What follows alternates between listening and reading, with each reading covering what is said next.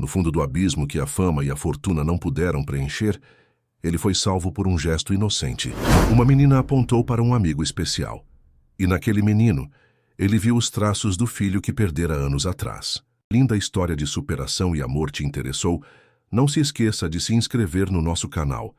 E diga-nos de que cidade você nos está vendo. Continuando. Renato Mendonça contemplava São Paulo do alto do seu escritório no 4º andar da Avenida Paulista. Aos 52 anos, era o rosto por trás da Mendonça Tech, uma das empresas mais lucrativas do mercado brasileiro de tecnologia. Do vidro espelhado, via o pôr do sol tingir de dourado e vermelho os arranha-céus que se estendiam até onde a vista alcançava. Uma cidade que ele ajudara a transformar, para o bem ou para o mal. Sua mesa de jacarandá, com mais de 2 séculos de história, sustentava seu notebook de última geração, uma ironia que não lhe passava despercebida. Tradição e inovação. Esse era o lema que o guiara por décadas no mundo corporativo.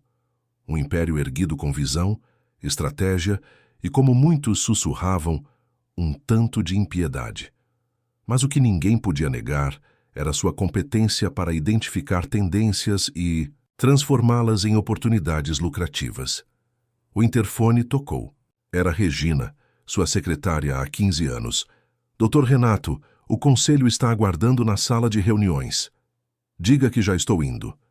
Renato ajustou a gravata de seda italiana e checou o reflexo no vidro. Impecável, como sempre. Nada em sua aparência denunciava as noites de insônia, os pensamentos obsessivos sobre Miguel, as doses de uísque que se tornaram uma rotina perigosa para adormecer, seu filho desaparecido há 8 anos. 8 longos anos de busca, de esperança que se esvaía com cada pista falsa, cada telefonema anônimo que não dava em nada.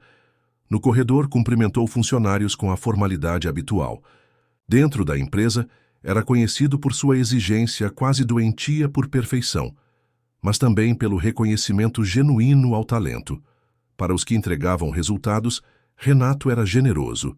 Para os demais, implacável. A sala de reuniões estava repleta quando entrou. 12 homens e 5 mulheres em ternos impecáveis, todos membros do Conselho Administrativo. Entre eles, Danilo Vasconcelos, seu CFO e braço direito há mais de uma década. A amizade que nutriam vinha desde a Faculdade de Administração na USP, onde dividiram sonhos, conquistas e dificuldades. Senhores e senhoras, perdoem o atraso, disse Renato, assumindo seu lugar na cabeceira da mesa. Podemos começar. A reunião transcorreu como tantas outras. Relatórios, projeções, discussões sobre fusões e aquisições. A rotina de sempre. Mas havia algo diferente no ar, uma tensão sutil que Renato captou nos olhares trocados, nas pausas entre falas. Algo que não conseguia decifrar. Ao final, quando quase todos já haviam saído, Danilo permaneceu. Seu semblante, habitualmente descontraído, parecia carregado. Precisamos conversar, disse o CFO, fechando a porta. Algum problema com os números do 3º trimestre? Não é sobre isso. Recebi uma ligação do pessoal da Receita Federal. Estão prestes a abrir uma investigação sobre nossas operações offshore. O estômago de Renato deu um nó.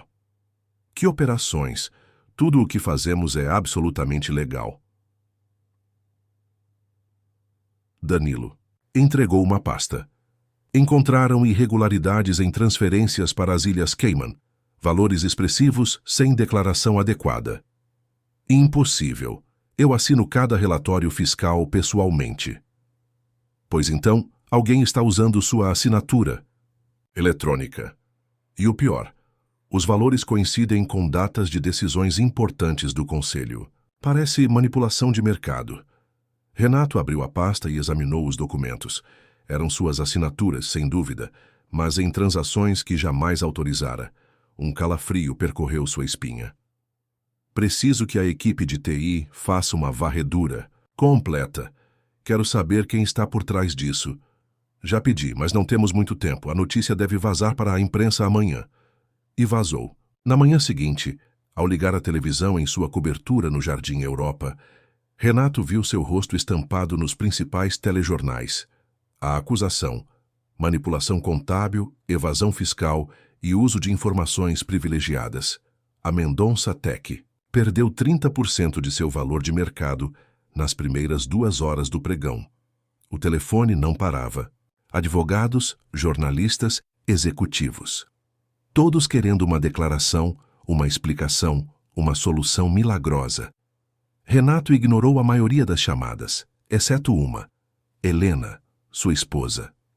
Já viu as notícias? A voz dela era fria, distante. Estou vendo agora. É tudo uma armação, Helena. Alguém está me incriminando. Poupe-me, Renato. Sempre soube que seu jeito de fazer negócios um dia cobraria seu preço. A frieza de Helena não o surpreendeu. O casamento deles há muito se resumia a aparências sociais e compromissos de agenda. Desde o desaparecimento de Miguel, algo se quebrara entre eles. Um abismo que nenhum dos dois soube ou quis atravessar.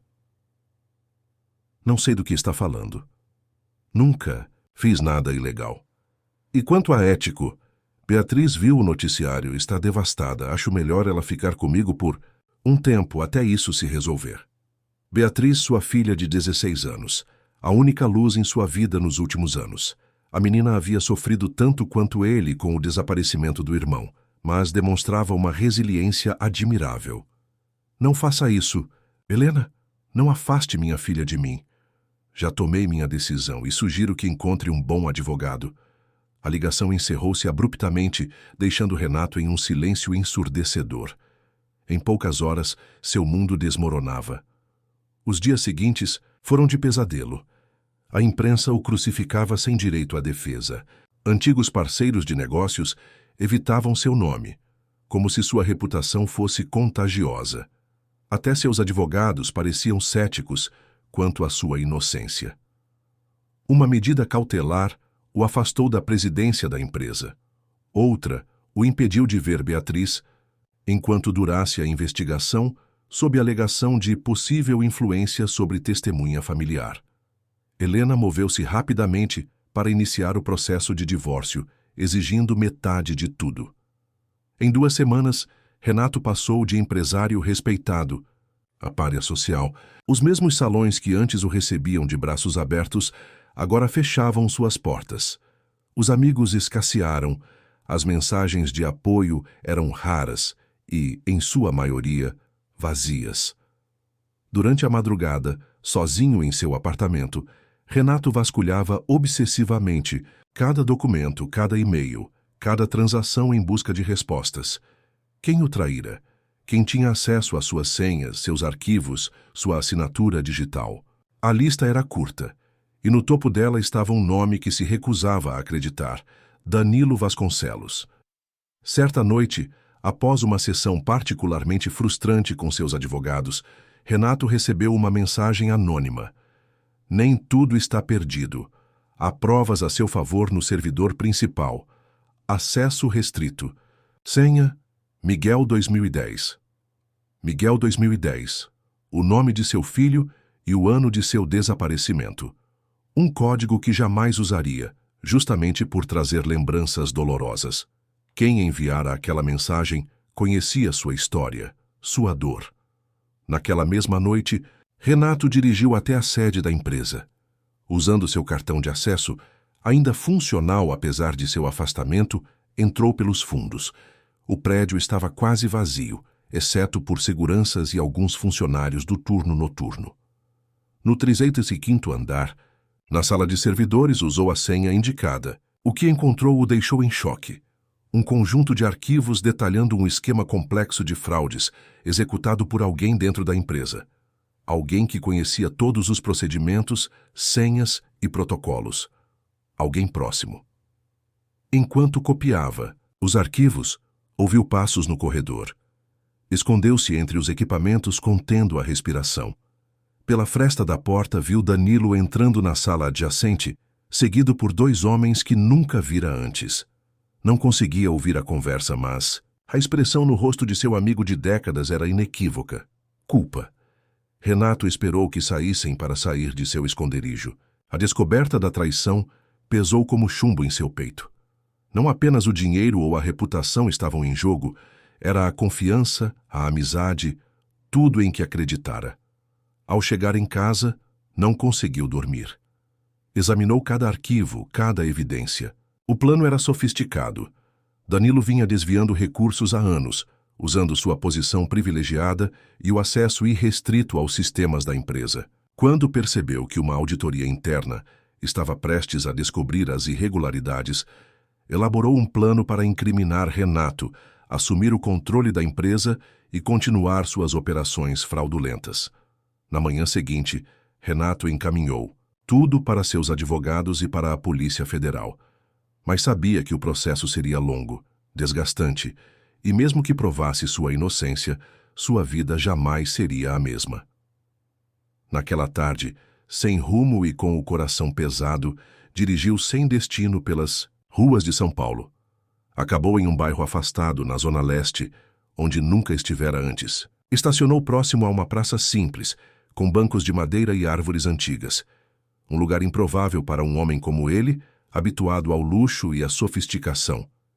Sentou-se em um banco, exausto. O peso dos últimos dias, as traições, as perdas, tudo parecia convergir para aquele momento de absoluta solidão. Pela primeira vez em anos, Renato Mendonça permitiu-se chorar, longe dos olhares da sociedade que tanto o julgava. A mesma sociedade que até semanas atrás o adulava. Foi quando sentiu um toque suave em seu braço e ouviu uma voz infantil que mudaria para sempre o curso de sua existência. Moço, por que o senhor está chorando? Capítulo 2. Um encontro inesperado. Renato ergueu o olhar, surpreso com a interrupção. Diante dele estava uma menina de aproximadamente 8 anos, cabelos cacheados presos em Maria Chiquinhas, vestindo um uniforme escolar simples, mas bem cuidado. Seus olhos escuros refletiam uma curiosidade genuína, sem o julgamento ao qual ele havia se acostumado nos últimos dias. Não estou chorando, mentiu, enxugando rapidamente o rosto com as costas da mão. Só estou cansado. A menina inclinou a cabeça ligeiramente para o lado, como se avaliasse a veracidade daquela resposta. Então, com a franqueza típica das crianças, declarou: Minha mãe diz que chorar faz bem, que é como a chuva que limpa tudo. O senhor parece precisar de muita chuva.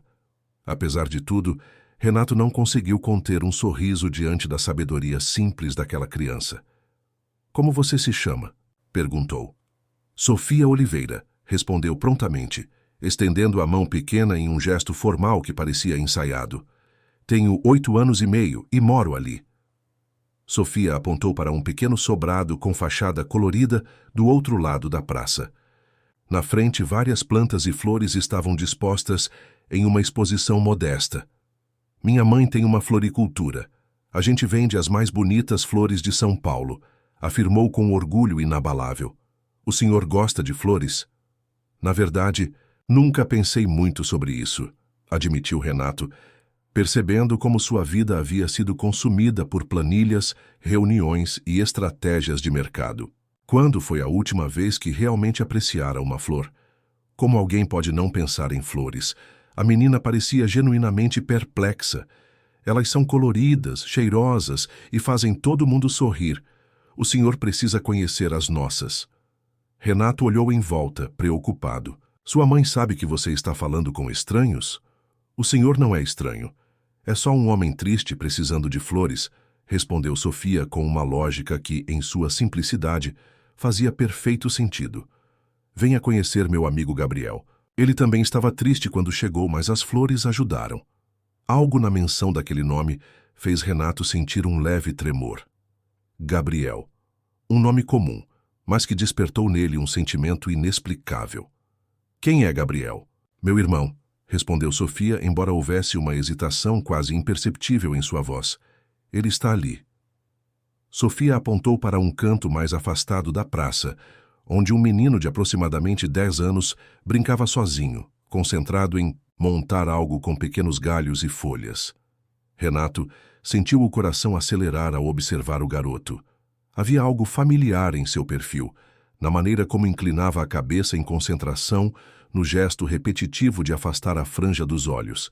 Lembrava-lhe Tanto Miguel que chegava a doer. Há quanto tempo ele mora com vocês?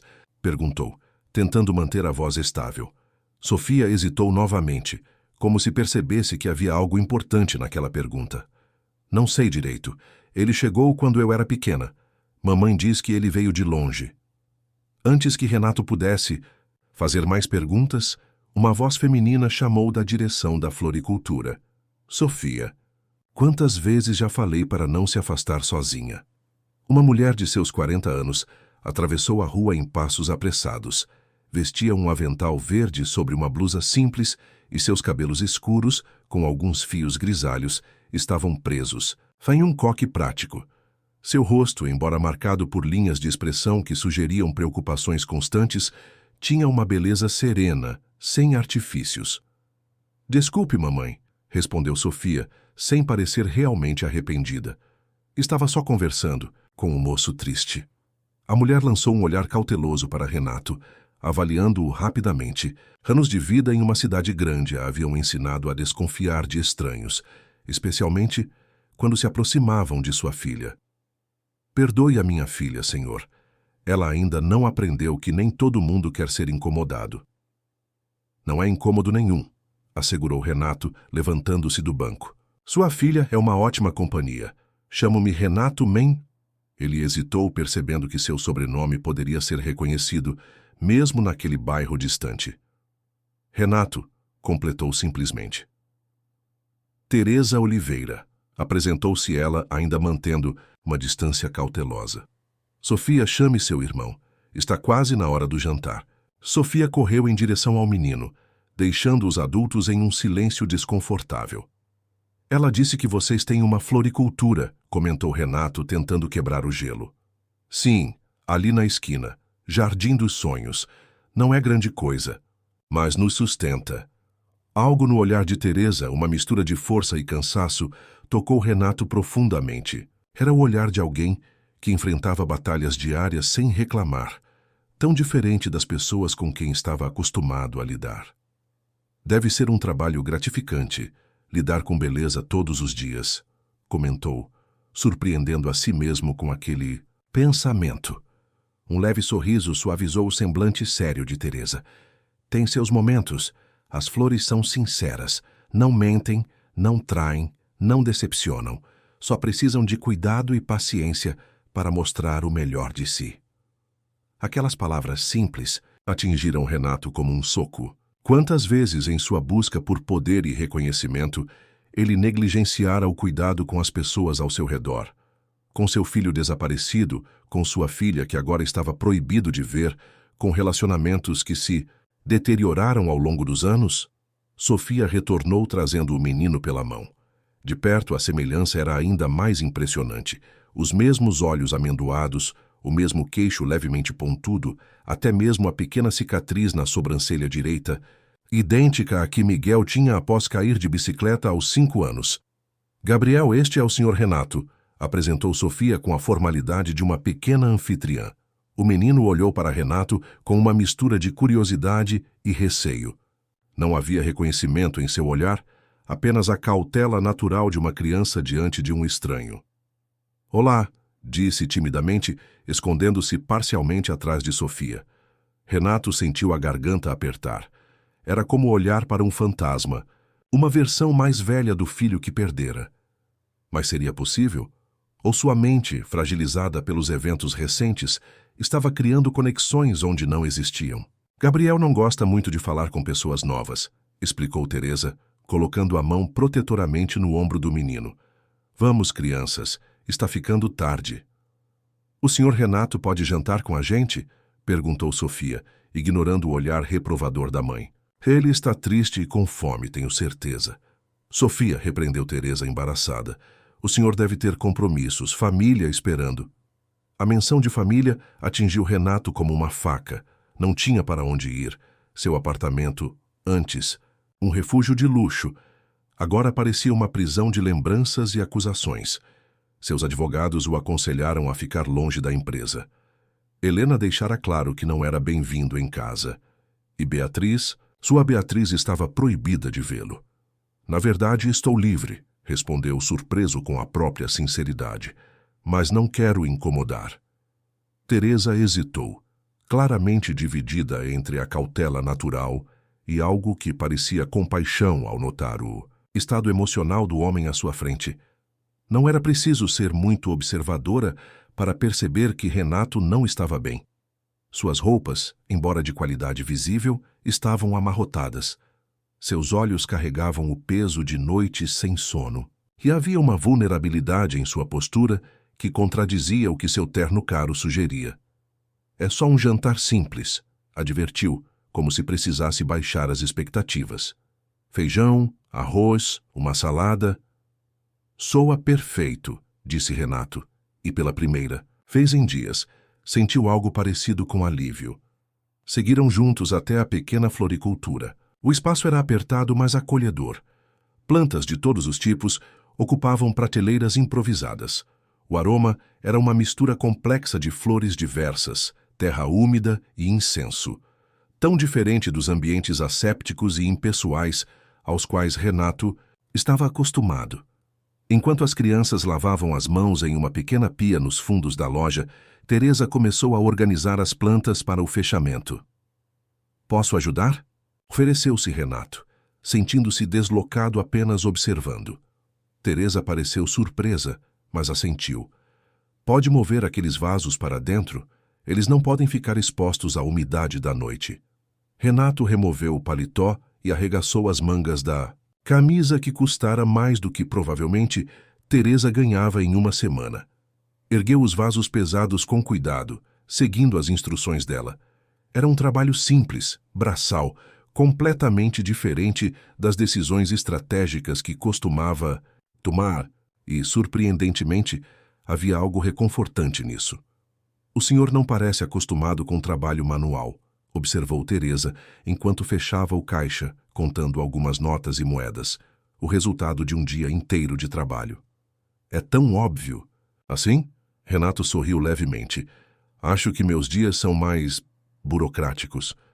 Escritório? Advogado? Algo assim, respondeu vagamente agradecido por ela não insistir. Após fecharem a loja, subiram por uma escada estreita para o pequeno apartamento acima da floricultura.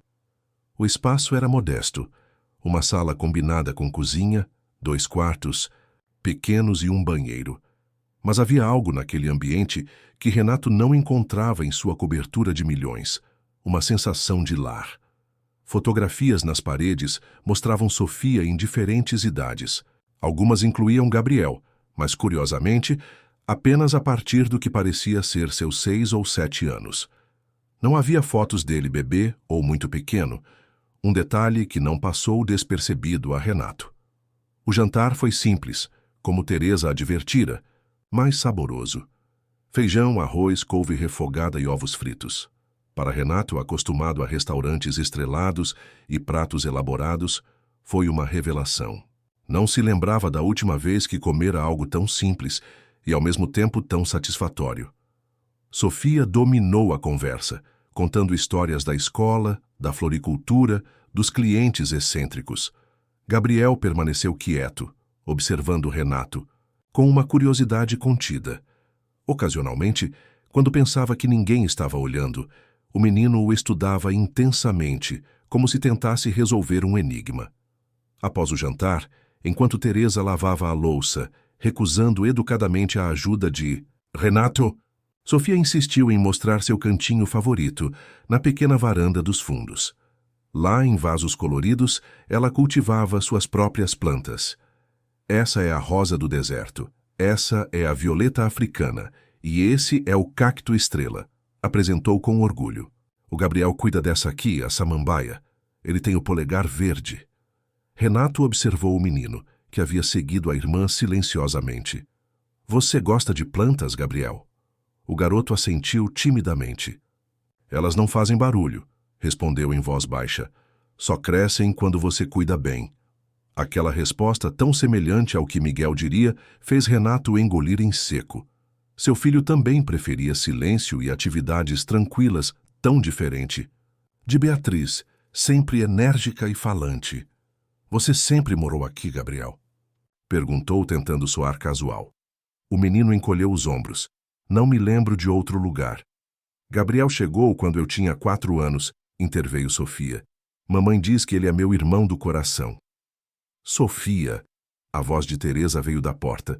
Da varanda, seu tom indicando que a menina havia dito algo que não deveria. Está ficando tarde. Hora do banho, os dois. As crianças obedeceram, deixando os adultos sozinhos na pequena varanda. O céu noturno de São Paulo, normalmente ofuscado pela poluição luminosa, parecia estranhamente estrelado daquele ângulo. Ele não é seu filho biológico, comentou Renato, não como uma pergunta, mas como uma constatação. Teresa hesitou, antes de responder. Isso importa? Ele é meu filho em todos os sentidos que realmente contam. Capítulo 3. Raízes e flores. Não importa, respondeu Renato, sentindo o peso do olhar defensivo de Teresa. Desculpe a intromissão, é que ele me lembra alguém. A expressão de Teresa suavizou-se, dando lugar a uma curiosidade cautelosa. Quem? Renato hesitou.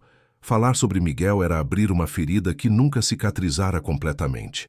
Mas havia algo naquela mulher simples, naquela casa modesta, que o convidava a uma honestidade que há muito abandonara. Meu filho, respondeu finalmente, a voz quase um sussurro. Ele desapareceu há 8 anos. O choque no rosto de Teresa foi genuíno. Ela levou a mão à boca, seus olhos se arregalando ligeiramente.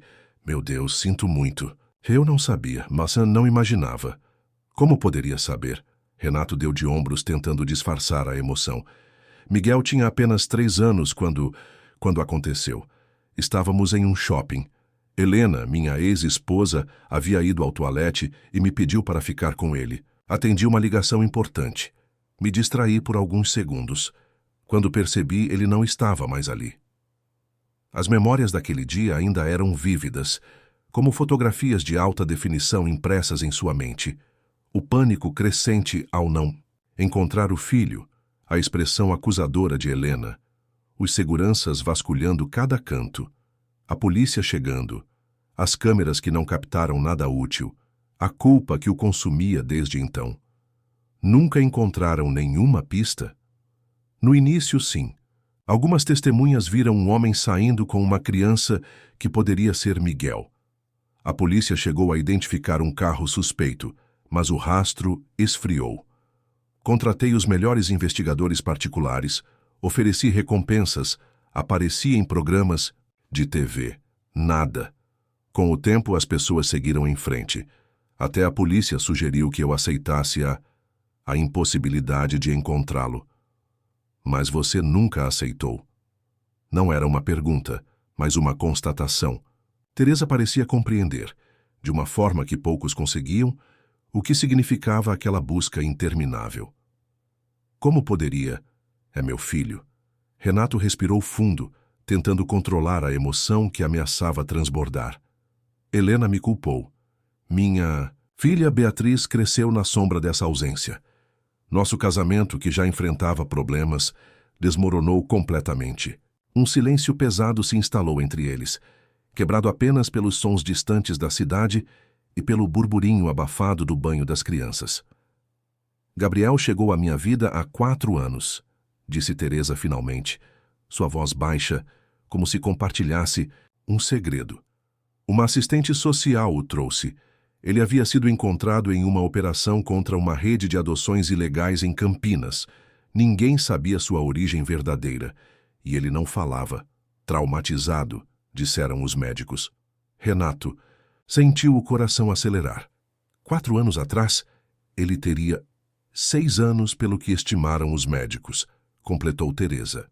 Já havia passado por 3 lares temporários, mas não se adaptava. Tinha pesadelos, episódios de pânico. Quando o trouxeram para mim, inicialmente seria apenas por algumas semanas, até encontrarem uma família definitiva. E você acabou ficando com ele. Um sorriso suave iluminou o rosto cansado de Teresa. Ele se apegou às plantas. Passava horas apenas observando-as, cuidando delas. Foi a primeira vez que o vi sorrir, quando um botão de rosa que ele regava todos os dias finalmente se abriu. Não tive coragem de devolvê-lo ao sistema. Entrei com o pedido de adoção. Ele se lembra de algo antes de chegar aqui? Teresa fez que não com a cabeça. Os médicos dizem que é amnésia traumática. O cérebro bloqueia memórias dolorosas como mecanismo de proteção. Gabriel tem flashes, pesadelos sobre lugares escuros, vozes desconhecidas, mas nada concreto sobre sua vida anterior. Renato sentiu uma mistura confusa de emoções: esperança, medo, descrença. Seria possível que, após todos esses anos, o destino o tivesse levado ao seu filho perdido? Ou era apenas o desespero de um pai que via semelhanças onde não existiam? Miguel tinha uma marca de nascença, disse subitamente, na parte interna do pulso direito. Uma pequena mancha avermelhada, formato de meia-lua. Os olhos de Teresa se arregalaram. Gabriel tem uma marca assim. O tempo pareceu congelar. Renato sentiu o sangue pulsar em seus ouvidos, a respiração ficando irregular. Isso não significa necessariamente... Começou Teresa, cautelosa. Posso vê-la? Interrompeu.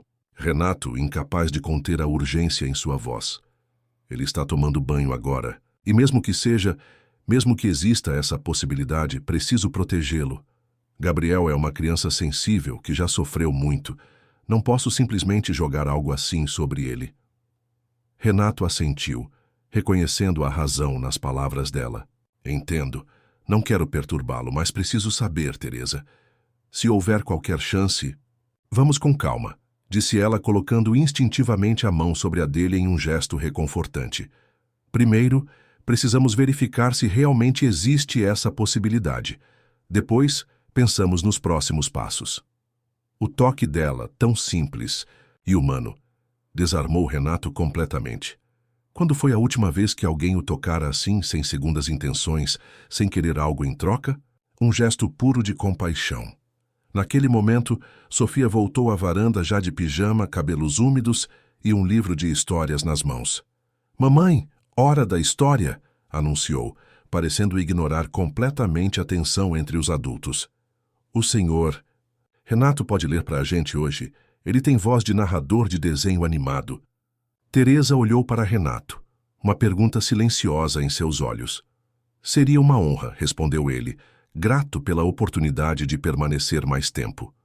Seguiram para o quarto que as crianças compartilhavam. Era pequeno, com 2 camas simples, prateleiras de madeira pintada à mão e paredes decoradas com desenhos infantis. Tão diferente do quarto de Miguel, repleto de brinquedos caros e tecnologia de ponta, ou do atual quarto de Beatriz, decorado por um designer famoso. Gabriel já estava na cama, observando com olhos curiosos quando entraram. Sofia entregou o livro a Renato, uma coletânea de fábulas brasileiras, e se acomodou em sua própria cama. "A do Saci, por favor", pediu animadamente. "É a favorita do Gabriel." Renato sentou-se na pequena cadeira entre as 2 camas e começou a ler. Sua voz, acostumada a comandar reuniões e negociações, agora se moldava às necessidades da história, criando vozes diferentes para cada personagem, pausando nos momentos de suspense, enfatizando as lições morais. Gabriel, inicialmente retraído, foi se aproximando gradualmente. Seus olhos não deixavam o rosto de Renato, como se algo nele despertasse uma memória distante e nebulosa. Quando a história terminou, Sofia já estava quase adormecida. Teresa a ajeitou na cama e beijou sua testa. "Mais uma?" pediu Gabriel timidamente, surpreendendo tanto Teresa quanto Renato com seu pedido incomum. "Já está tarde, meu bem", disse Teresa suavemente. "Por favor", insistiu o menino, olhando diretamente para Renato. A voz dele é... conhecida. Teresa e Renato trocaram um olhar significativo. "Só mais uma, então", concordou ela, acomodando-se na beirada da cama de Sofia, que já dormia profundamente. Renato escolheu a história da Iara, a mãe d'água. Enquanto lia, observava disfarçadamente o pulso de Gabriel, buscando algum vislumbre da marca que mencionara. O menino mantinha os braços sob o cobertor, porém, impedindo qualquer confirmação. Ao terminar a história, Gabriel já lutava contra o sono. Seus olhos pesados se fechavam e abriam, resistindo ao inevitável. Obrigado, murmurou o menino sonolento. Ninguém nunca contou histórias assim antes. Foi um prazer, respondeu Renato, contendo a emoção que ameaçava transbordar. Durma bem, Gabriel. Quando se levantou para sair, notou algo na mesinha de cabeceira do menino. Um pequeno barco de madeira entalhado à mão, com as iniciais RM gravadas na base. Seu coração quase parou. Aquele barco tinha sido um presente seu para Miguel. Um artesão em Paraty o fizera especialmente para o menino, gravando as iniciais do pai como uma forma de dizer que sempre estaria com o filho, mesmo quando ausente em suas inúmeras viagens de negócios. Saíram silenciosamente do quarto, deixando a porta entreaberta. Na pequena sala, Renato mal conseguia conter a agitação. Teresa, aquele barquinho na mesa de Gabriel? Estava com ele quando chegou, confirmou ela, parecendo compreender a importância daquele objeto. Era a única coisa que não permitia que ninguém tocasse. Dormia com ele todas as noites. Agora só o mantém por perto como uma espécie de amuleto. Eu dei aquele barco ao meu filho, disse Renato, a voz embargada pela emoção. Eu mesmo mandei fazer com minhas iniciais gravadas. É uma peça única. Teresa levou as mãos ao rosto, os olhos marejados. Meu Deus, então é possível que... Preciso ter certeza, insistiu Renato. Preciso ver a marca no pulso dele. Amanhã, prometeu Teresa, quando ele estiver acordado, relaxado. Não podemos simplesmente invadi-lo assim, entende? Se for mesmo seu filho, precisamos fazer isso da maneira menos traumática possível. Renato assentiu, reconhecendo a sensatez daquela abordagem, embora cada fibra de seu ser gritasse para confirmar imediatamente suas suspeitas. Já é tarde, observou. Teresa, olhando para o relógio na parede. O último ônibus para o centro já deve ter passado. Posso chamar um táxi, sugeriu Renato, embora a ideia de retornar ao seu apartamento vazio parecesse repentinamente insuportável. Teresa hesitou brevemente. Ou, você pode dormir no sofá, se não se importar. Não é muito confortável, mas seria perfeito, respondeu ele prontamente, sentindo um alívio imenso por não precisar se afastar. Teresa buscou lençóis e um travesseiro extras, improvisando uma cama no pequeno sofá da sala. Era claramente inadequado para o tamanho de Renato, mas naquele momento parecia mais acolhedor que a cama king size em seu apartamento de luxo. Desculpe a simplicidade, disse ela, parecendo ligeiramente constrangida. Não estamos acostumados já a receber visitas. É mais do que perfeito, Teresa. Obrigado por tudo. Quando ela se retirou para seu próprio quarto, Renato permaneceu acordado, fitando o teto simples, ouvindo os sons desconhecidos daquela casa modesta. A geladeira que zumbia ocasionalmente, o vento que assobiava pelas frestas da janela, o ocasional ronco de um cachorro distante, tão diferente do silêncio asséptico de sua cobertura insonorizada. Seus pensamentos eram um turbilhão. E se Gabriel fosse realmente Miguel, como abordar isso? O que significaria para o menino, para Teresa, para Sofia? Não podia simplesmente arrancar a criança desta vida, deste lar amoroso que Teresa construíra, mas também não podia ignorar a possibilidade de ter finalmente encontrado seu filho. Em meio a esses pensamentos conflitantes, Renato finalmente adormeceu, exausto. Pela primeira vez em anos, não sonhou com o shopping, com o momento da distração, com o desaparecimento. Em vez disso, sonhou com flores, com uma pequena varanda, com uma família improvável compartilhando histórias sob as estrelas. Acordou com o aroma de café fresco e o som de risos infantis. Por um momento, desorientado, não reconheceu onde estava. Então as memórias da noite anterior voltaram em uma onda, junto com a ansiedade e a esperança que elas traziam. Na pequena cozinha, Teresa preparava o café da manhã enquanto as crianças, já vestidas para a escola, disputavam quem pegaria a última fatia de bolo de fubá.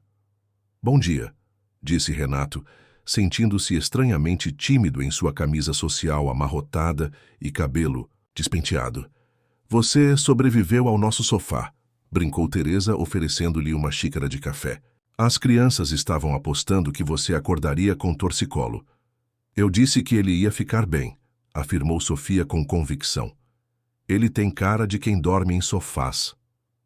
Sofia, repreendeu Teresa, enquanto Renato ria da observação perspicaz. Da menina. Não está errada, admitiu ele, aceitando gratamente o café. Ultimamente tenho dormido em lugares bem piores. Gabriel observava a interação silenciosamente, mas não havia mais o receio da noite anterior em seus olhos. Em vez disso, parecia estudar Renato com uma curiosidade tranquila, como se tentasse resolver um enigma. Gabriel, mostre seu barquinho ao senhor Renato, sugeriu Teresa casualmente, lançando um olhar significativo para Renato. O menino hesitou, mas então foi até o quarto e voltou com o pequeno barco de madeira nas mãos. Aproximou-se cautelosamente de Renato e estendeu o objeto. É muito bonito, comentou Renato, controlando a emoção ao segurar novamente aquela peça tão significativa. Sabe o que significam estas letras? Gabriel negou com a cabeça. Sempre. Estiveram aí. É um barco mágico. Mágico? Sim. Ele me protege nos pesadelos. Quando tenho medo, seguro ele e o medo vai embora. Capítulo 4. Laços invisíveis. Renato sentiu um nó na garganta. Aquele barquinho, feito especialmente para Miguel, continuava cumprindo seu propósito: proteger seu filho, mesmo quando ele não podia estar presente. Você tem razão, conseguiu dizer, devolvendo o barco com cuidado. Parece mesmo mágico. Enquanto examinava o objeto, Renato notou algo que não havia percebido na noite anterior. O pulso direito de Gabriel estava exposto, e lá estava, a pequena marca avermelhada em forma de meia-lua, exatamente como a que Miguel tinha. Seus olhos encontraram os de Teresa, que também havia notado. Ela fez um leve movimento com a cabeça, pedindo discrição. Crianças, hora de escovar os dentes, anunciou Teresa. O ônibus escolar chega em 15 minutos. Quando as crianças saíram, Teresa se aproximou de Renato. Você viu? Não. Era uma pergunta. É idêntica, confirmou ele, a voz trêmula. Mesma forma, mesmo lugar. E o barco? Não há dúvida, Teresa. Gabriel é Miguel. Teresa sentou-se, as pernas parecendo fraquejar. Meu Deus, sussurrou. O que fazemos agora? A pergunta pairou entre eles, carregada de implicações. Para Renato, era a confirmação de um milagre, o fim de uma busca agonizante. Para Teresa, possivelmente o início de um pesadelo, a perspectiva de perder o menino que criara como filho. Não sei, admitiu Renato honestamente.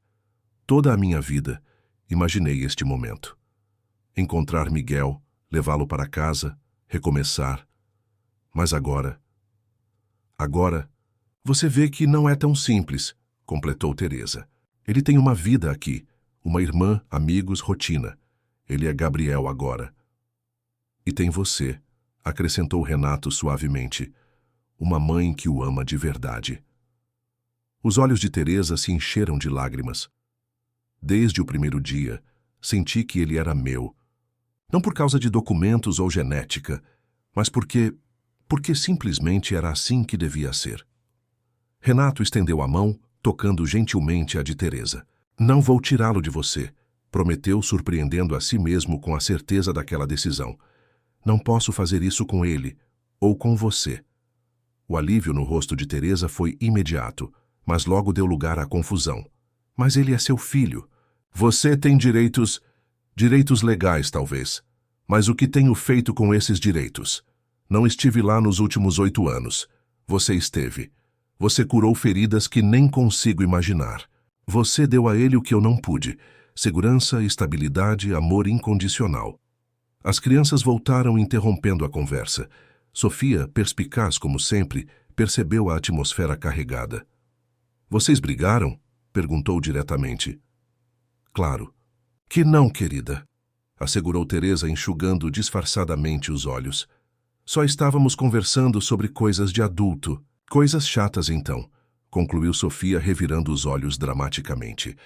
Gabriel observava em silêncio, seus olhos alternando entre os dois adultos, captando mais do que deixava transparecer. O som de uma buzina anunciou a chegada do ônibus escolar. Cuidado na escola, recomendou Teresa, beijando cada criança na testa. E Gabriel, hoje você tem sessão com a doutora Luciana, não se esqueça.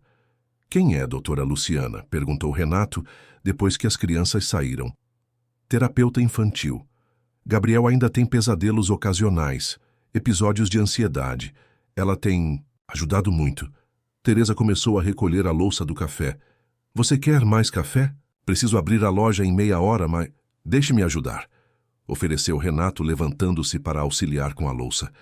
Na verdade, estava pensando, talvez eu pudesse ficar e ajudar na floricultura hoje. Não tenho para onde ir, e seria bom pensar. Teresa hesitou, claramente surpresa com o pedido. Não precisa me pagar, acrescentou ele rapidamente. Considere um agradecimento pela hospitalidade. Não é isso, respondeu ela. É só que, bem, para ser sincera, você não parece o tipo que sabe muito sobre plantas. Renato riu, reconhecendo a verdade naquela observação. Não sei mesmo, mas posso aprender. E tenho certeza que há coisas que posso fazer. Carregar vasos, atender, clientes, varrer o chão. Um empresário varrendo meu chão? Teresa ergueu uma sobrancelha, um leve sorriso nos lábios. Como soube que sou empresário? Seu relógio custa mais que meu aluguel anual, observou ela pragmaticamente. E seu terno, mesmo amarrotado, não foi comprado em promoção. Além disso, você tem aquela postura de quem está acostumado a dar ordens, não recebê-las. Renato sentiu-se exposto, mas não de maneira desconfortável. Havia algo refrescante na franqueza direta de Teresa. Já fui empresário, admitiu. Agora estou em transição. Problemas?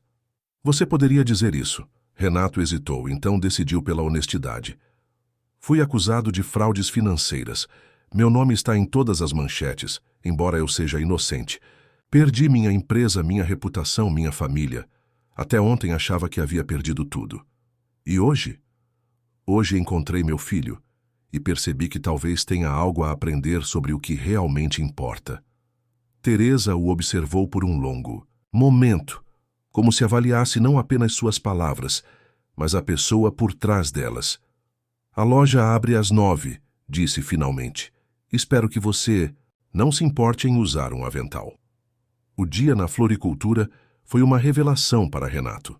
Acostumado ao ritmo frenético de reuniões, telefonemas e decisões de milhões, agora se via medindo a quantidade certa de água para diferentes plantas, aprendendo a identificar sinais de pragas, ajudando clientes a escolher o arranjo perfeito para uma ocasião especial. Teresa era uma professora paciente, explicando cada processo com clareza, mas sem condescendência. Havia uma sabedoria prática em sua abordagem que Renato admirava cada vez mais. Essa orquídea está sofrendo, explicou ela, mostrando uma planta de aparência frágil. Muitas pessoas desistem quando as flores caem, achando que a planta morreu. Mas ela só está descansando, guardando energia. Com os cuidados certos, floresce novamente, mais forte que antes. Como as pessoas, comentou Renato, reconhecendo. Já metáfora. Teresa sorriu. Exatamente como as pessoas. Durante o almoço, um período mais calmo na loja, Renato finalmente fez a pergunta que o incomodava desde a noite anterior. Como Gabriel chegou até você? Você mencionou uma assistente social, uma operação contra adoções ilegais. Teresa serviu uma porção simples de arroz com legumes e frango em 2 pratos, oferecendo um a Renato. Foi há 4 anos. Eu já era mãe de acolhimento certificada. Recebia crianças temporariamente até que encontrassem famílias definitivas. Sofia tinha 4 anos e adorava ter irmãos emprestados, como ela dizia. Teresa pausou, relembrando. Uma noite, a assistente social Carmen apareceu com Gabriel. Ele estava em estado de choque, não falava, mal comia. Havia sido encontrado durante uma operação policial em Campinas, em uma casa que servia como ponto de passagem para crianças traficadas. Algumas seriam levadas para fora do país, outras teriam destinos piores. Renato sentiu um arrepio percorrer sua espinha ao imaginar seu filho em tal situação. A polícia conseguiu identificar algumas crianças através de registros de desaparecimento recentes, mas Gabriel não. Ele não tinha documentos, não dizia seu nome, idade, nada. Parecia estar naquele sistema há anos, passando de um lugar para outro. Como ele chegou a você especificamente? Carmen me conhecia. Sabia que eu tinha experiência com casos difíceis. Mas mesmo ela admitiu que Gabriel era um desafio único. Ele havia passado por 3 lares antes, nunca se adaptando. Tinha episódios de pânico, rejeição a certos alimentos, medo de espaços fechados. Os psicólogos suspeitavam de um longo período de maus tratos. Renato fechou os olhos, sentindo uma dor física ao imaginar o sofrimento do filho. A primeira semana foi infernal, continuou Teresa. Ele não dormia. Tinha pesadelos terríveis quando conseguia adormecer. Não deixava ninguém tocá-lo. Sofia foi a primeira a quebrar essa barreira. Ela simplesmente sentou-se ao lado dele um dia, desenhando em silêncio. Depois de 1 hora, ofereceu um lápis. Ele aceitou. Foi o primeiro contato real. E o barquinho? Ele já o tinha? Sim, era a única coisa que trouxe consigo. Dormia agarrado a ele. Quando tentei lavá-lo uma vez, teve um ataque de pânico tão severo que nunca mais toquei no objeto. Como ele começou a falar? Teresa sorriu com a lembrança. Por causa das plantas. Eu trabalhava aqui na loja e o trazia comigo porque não podia deixá-lo sozinho. Um dia notei que ele observava atentamente uma samambaia que estava morrendo. Expliquei que ela precisava de mais água. Demonstrei como regar. No dia seguinte o encontrei verificando a planta. Quando perguntei se estava melhor, ele respondeu: pouca água ainda. Foram suas primeiras palavras. As plantas o curaram, comentou Renato emocionado. Elas e Sofia. Minha filha tratava Gabriel como se ele sempre tivesse sido seu irmão. Sem pressão, sem perguntas. Apenas aceitação pura. Com o tempo, ele começou a responder a ela, depois a mim. Quando a assistente social veio para transferi-lo para uma família permanente, depois de 3 meses, ele teve uma crise terrível. Agarrou-se às minhas pernas, implorando para ficar. E você não teve coragem de deixá-lo ir. Como poderia?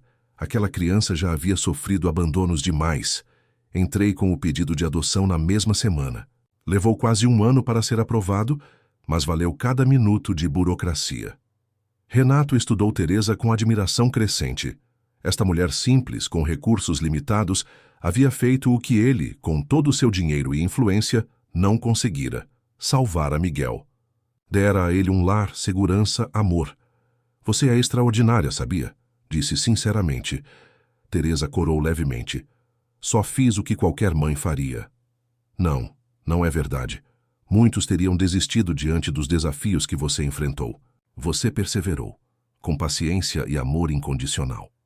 Um silêncio confortável se estabeleceu entre eles, quebrado apenas pelo sino da porta, anunciando a chegada de um cliente.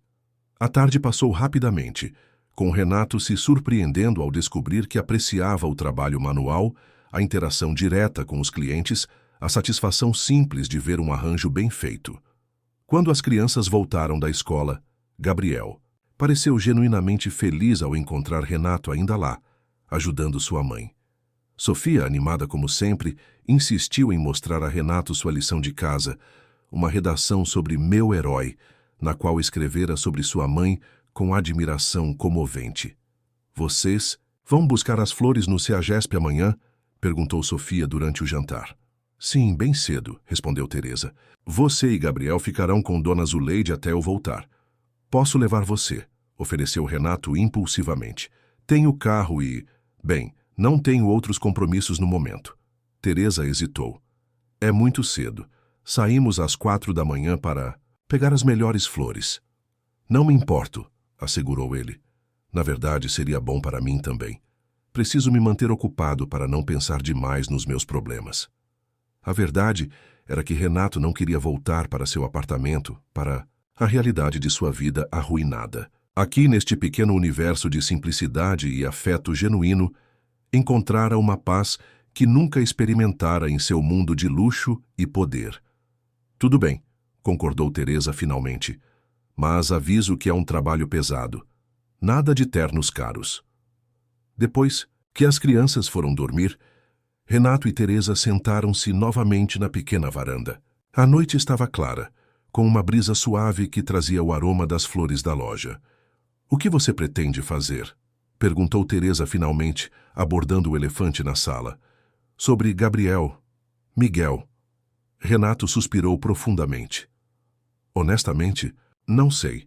Legalmente tenho direitos. Posso provar facilmente que ele é meu filho com um exame de DNA. Mas vê-lo com você, com Sofia, ele está feliz, seguro. Não posso simplesmente arrancá-lo dessa vida." "Mas também não pode simplesmente desaparecer novamente da vida dele", observou Teresa. "Não, não posso. E não quero." Renato hesitou, organizando seus pensamentos. Talvez possamos encontrar um meio termo, um caminho onde ele não precise escolher, não precise perder nada. "O que está sugerindo?" "Ainda não sei exatamente, mas quero fazer parte da vida dele, Teresa, de uma forma que não perturbe o que você construiu. Talvez, com o tempo, possamos contar a verdade, quando ele estiver pronto." Teresa assentiu lentamente. A terapeuta dele poderia nos orientar sobre a melhor abordagem. "A doutora Luciana é excelente, especializada em trauma infantil. Você concordaria com isso? Permitir que eu fizesse parte da vida dele?" Um sorriso suave apareceu nos lábios de Teresa. "Renato, você já faz parte da vida dele. Aquele barquinho sempre foi seu elo. Mesmo sem saber, você nunca o abandonou." Completamente. Algo naquelas palavras tocou Renato profundamente. Lágrimas que havia contido por anos finalmente transbordaram. Não eram lágrimas apenas de tristeza ou alívio, mas de uma emoção complexa que não conseguia nomear. Uma mistura de gratidão, esperança e um senso avassalador de possibilidade.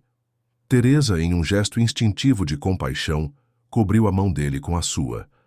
Permaneceram assim por longos minutos, conectados por um vínculo invisível que transcendia palavras. O amor por uma criança, que de maneiras diferentes pertencia a ambos.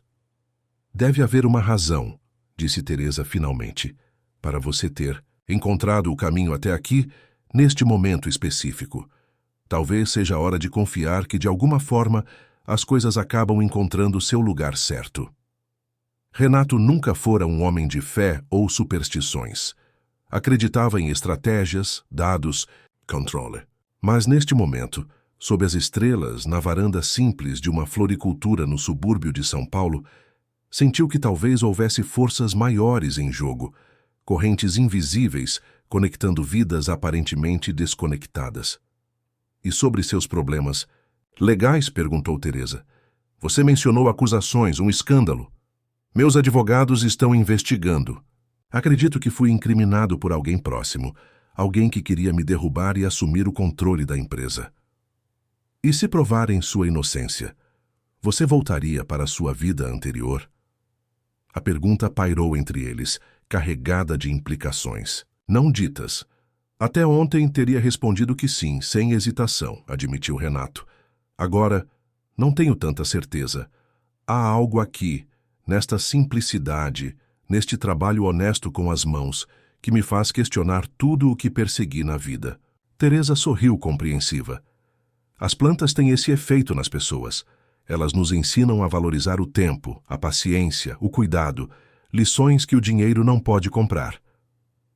"Você é uma mulher sábia, Teresa Oliveira." "Não." Ela riu. Suavemente. Só alguém que aprendeu algumas lições do jeito mais difícil. Naquele momento, o celular de Renato vibrou. A primeira vez em horas que prestava atenção ao aparelho. Era sua advogada, Verônica.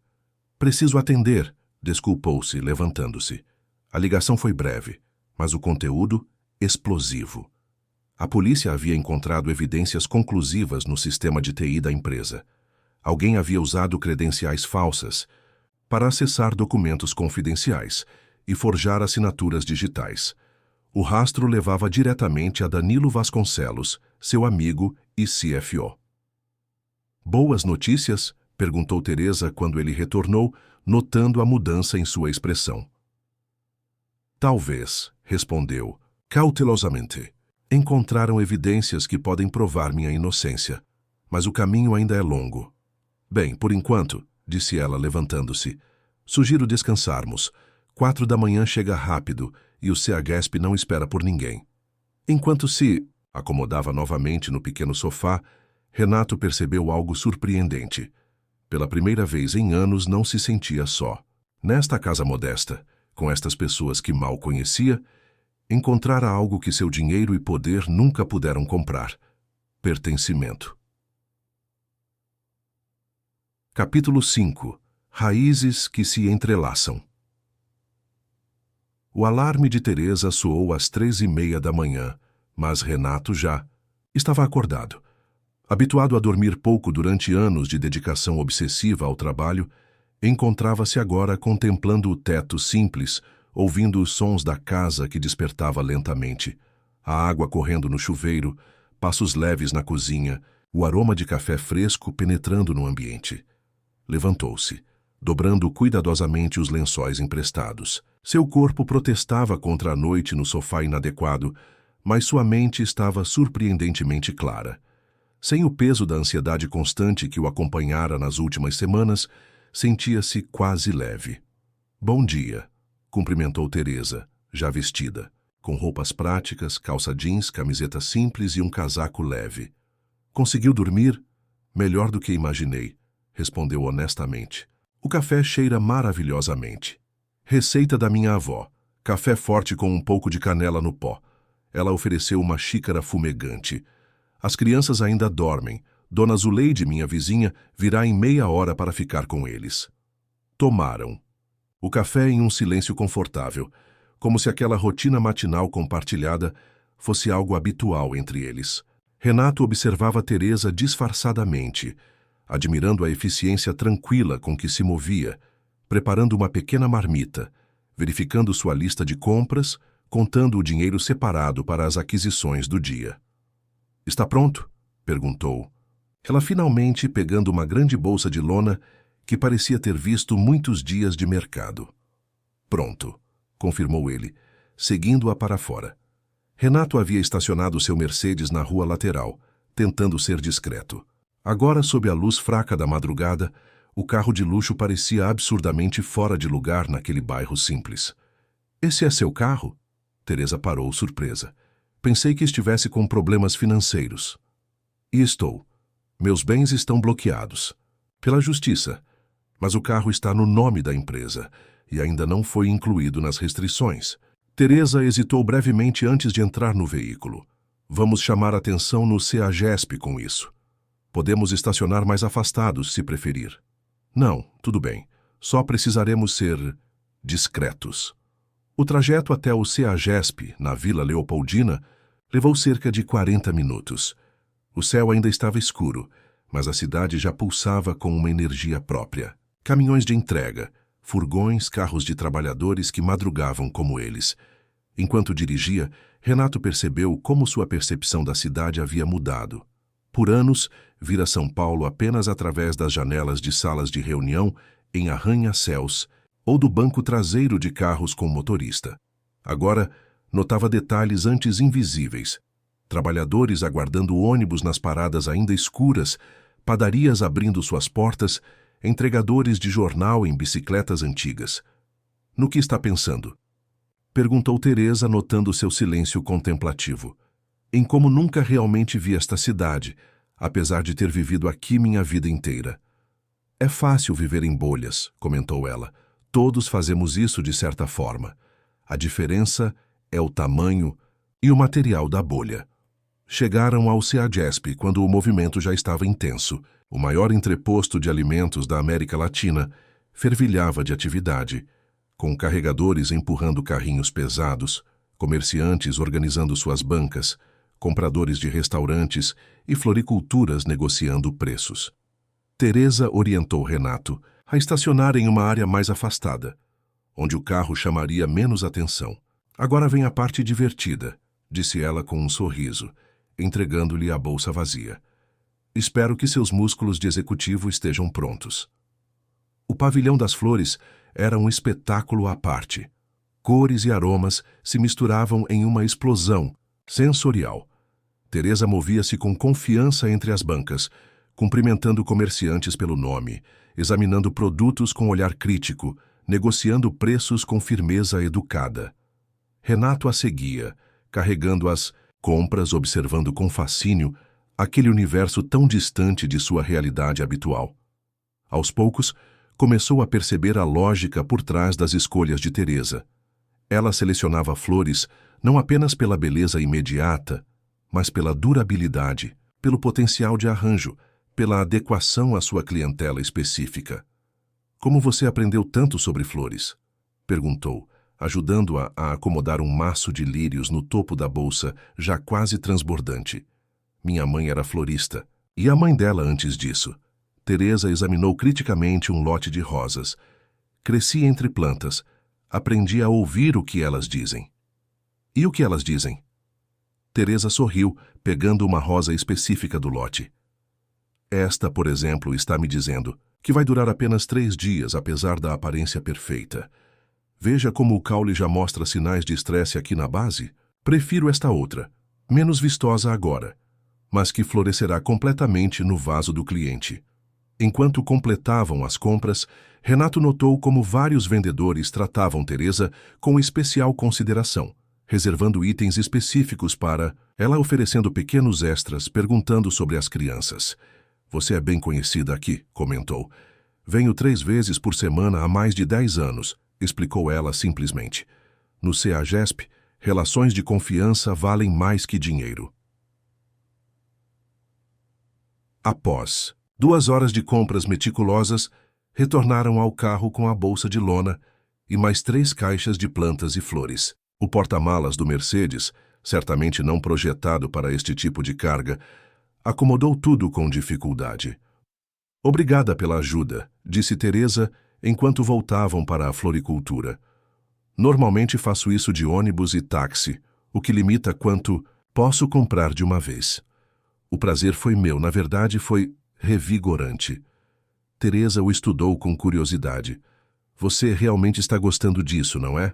Trabalho manual, acordar de madrugada, carregar caixas pesadas. Surpreendentemente, sim. Há algo gratificante em fazer algo concreto, tangível. Na minha vida anterior, lidava apenas com abstrações, números, contratos, estratégias. No fim do dia, nunca podia realmente ver ou tocar o resultado do meu trabalho. Bem, hoje você verá, prometeu ela. Transformaremos estas flores em arranjos que farão pessoas sorrirem. Nada mais concreto que isso. Quando chegaram à floricultura, as crianças já estavam acordadas, tomando café da manhã sob a supervisão de Dona Zuleide, uma senhora de seus 70 anos, com energia de adolescente. Até que enfim, exclamou Sofia ao vê-los. Achei que vocês tinham fugido para Paris ou algo assim. Paris? De onde tirou essa ideia? Perguntou Teresa, beijando a testa da filha. Da novela que Dona Zuleide assiste. As pessoas sempre fogem para Paris quando se apaixonam. O comentário inocente provocou um rubor imediato no rosto de Teresa e um silêncio constrangedor que Dona Zuleide, com sua sabedoria de anos, rapidamente preencheu. Hora de vocês irem para a escola, anunciou, juntando os materiais. Das crianças, e eu preciso voltar para casa antes que meu marido decida que pode fazer o próprio café da manhã e incendeie a cozinha. De novo. Após a saída de Dona Zuleide e das crianças, Teresa e Renato começaram a descarregar as compras, organizando as flores por tipo e necessidade de cuidado imediato. Sobre o que Sofia disse, começou Teresa hesitantemente. Crianças têm uma imaginação incrível, respondeu Renato diplomaticamente, poupando-a do constrangimento. Sim, tem. Ela pareceu aliviada. Agora vamos ao trabalho. Temos 3 encomendas para entregar hoje à tarde. As horas seguintes foram de atividade intensa. Teresa ensinou Renato os fundamentos básicos da arte floral, como cortar caules corretamente, como criar harmonia de cores e texturas, como preparar a água com nutrientes específicos para cada tipo de planta. Para surpresa de ambos, Renato. Demonstrou um talento natural para a composição. Suas mãos, habituadas a assinar documentos e manipular dispositivos eletrônicos, revelaram-se surpreendentemente hábeis no trabalho delicado com as flores.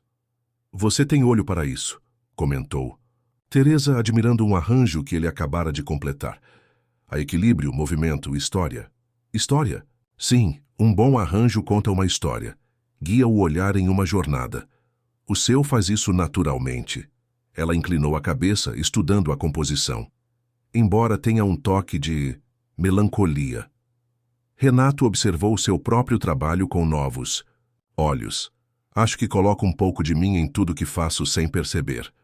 Isso é o que torna o trabalho autêntico. Teresa tocou suavemente seu braço. Essa melancolia não é necessariamente ruim. Adiciona profundidade. O momento de conexão foi interrompido pelo sino da porta, anunciando o primeiro cliente do dia. A partir daí, a loja manteve-se movimentada, com uma sucessão constante de visitantes. Desde pessoas que entravam apenas para apreciar as flores até clientes regulares com encomendas específicas. Renato observava Teresa em seu elemento, impressionado com sua capacidade de conectar-se genuinamente com cada pessoa. Ela conhecia nomes, perguntava sobre familiares, lembrava-se de preferências, oferecia conselhos sobre o cuidado das plantas. Mais que uma comerciante, era uma espécie de conselheira botânica para a comunidade. Durante uma pausa rara no movimento, Renato checou seu celular. Havia diversas mensagens e chamadas perdidas, principalmente de Verônica, sua advogada. A mais recente indicava novidades importantes no caso. Preciso fazer uma ligação, disse a Teresa. Pode ser no seu quarto? É confidencial. Claro, concordou ela. Fique à vontade. No pequeno quarto de Teresa, Renato retornou a chamada de Verônica. As notícias eram ainda melhores do que esperava.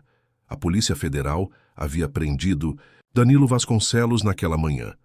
Durante a busca em sua residência, encontraram documentos comprometedores e, pressionado, ele começara a confessar. O esquema era elaborado, explicou Verônica.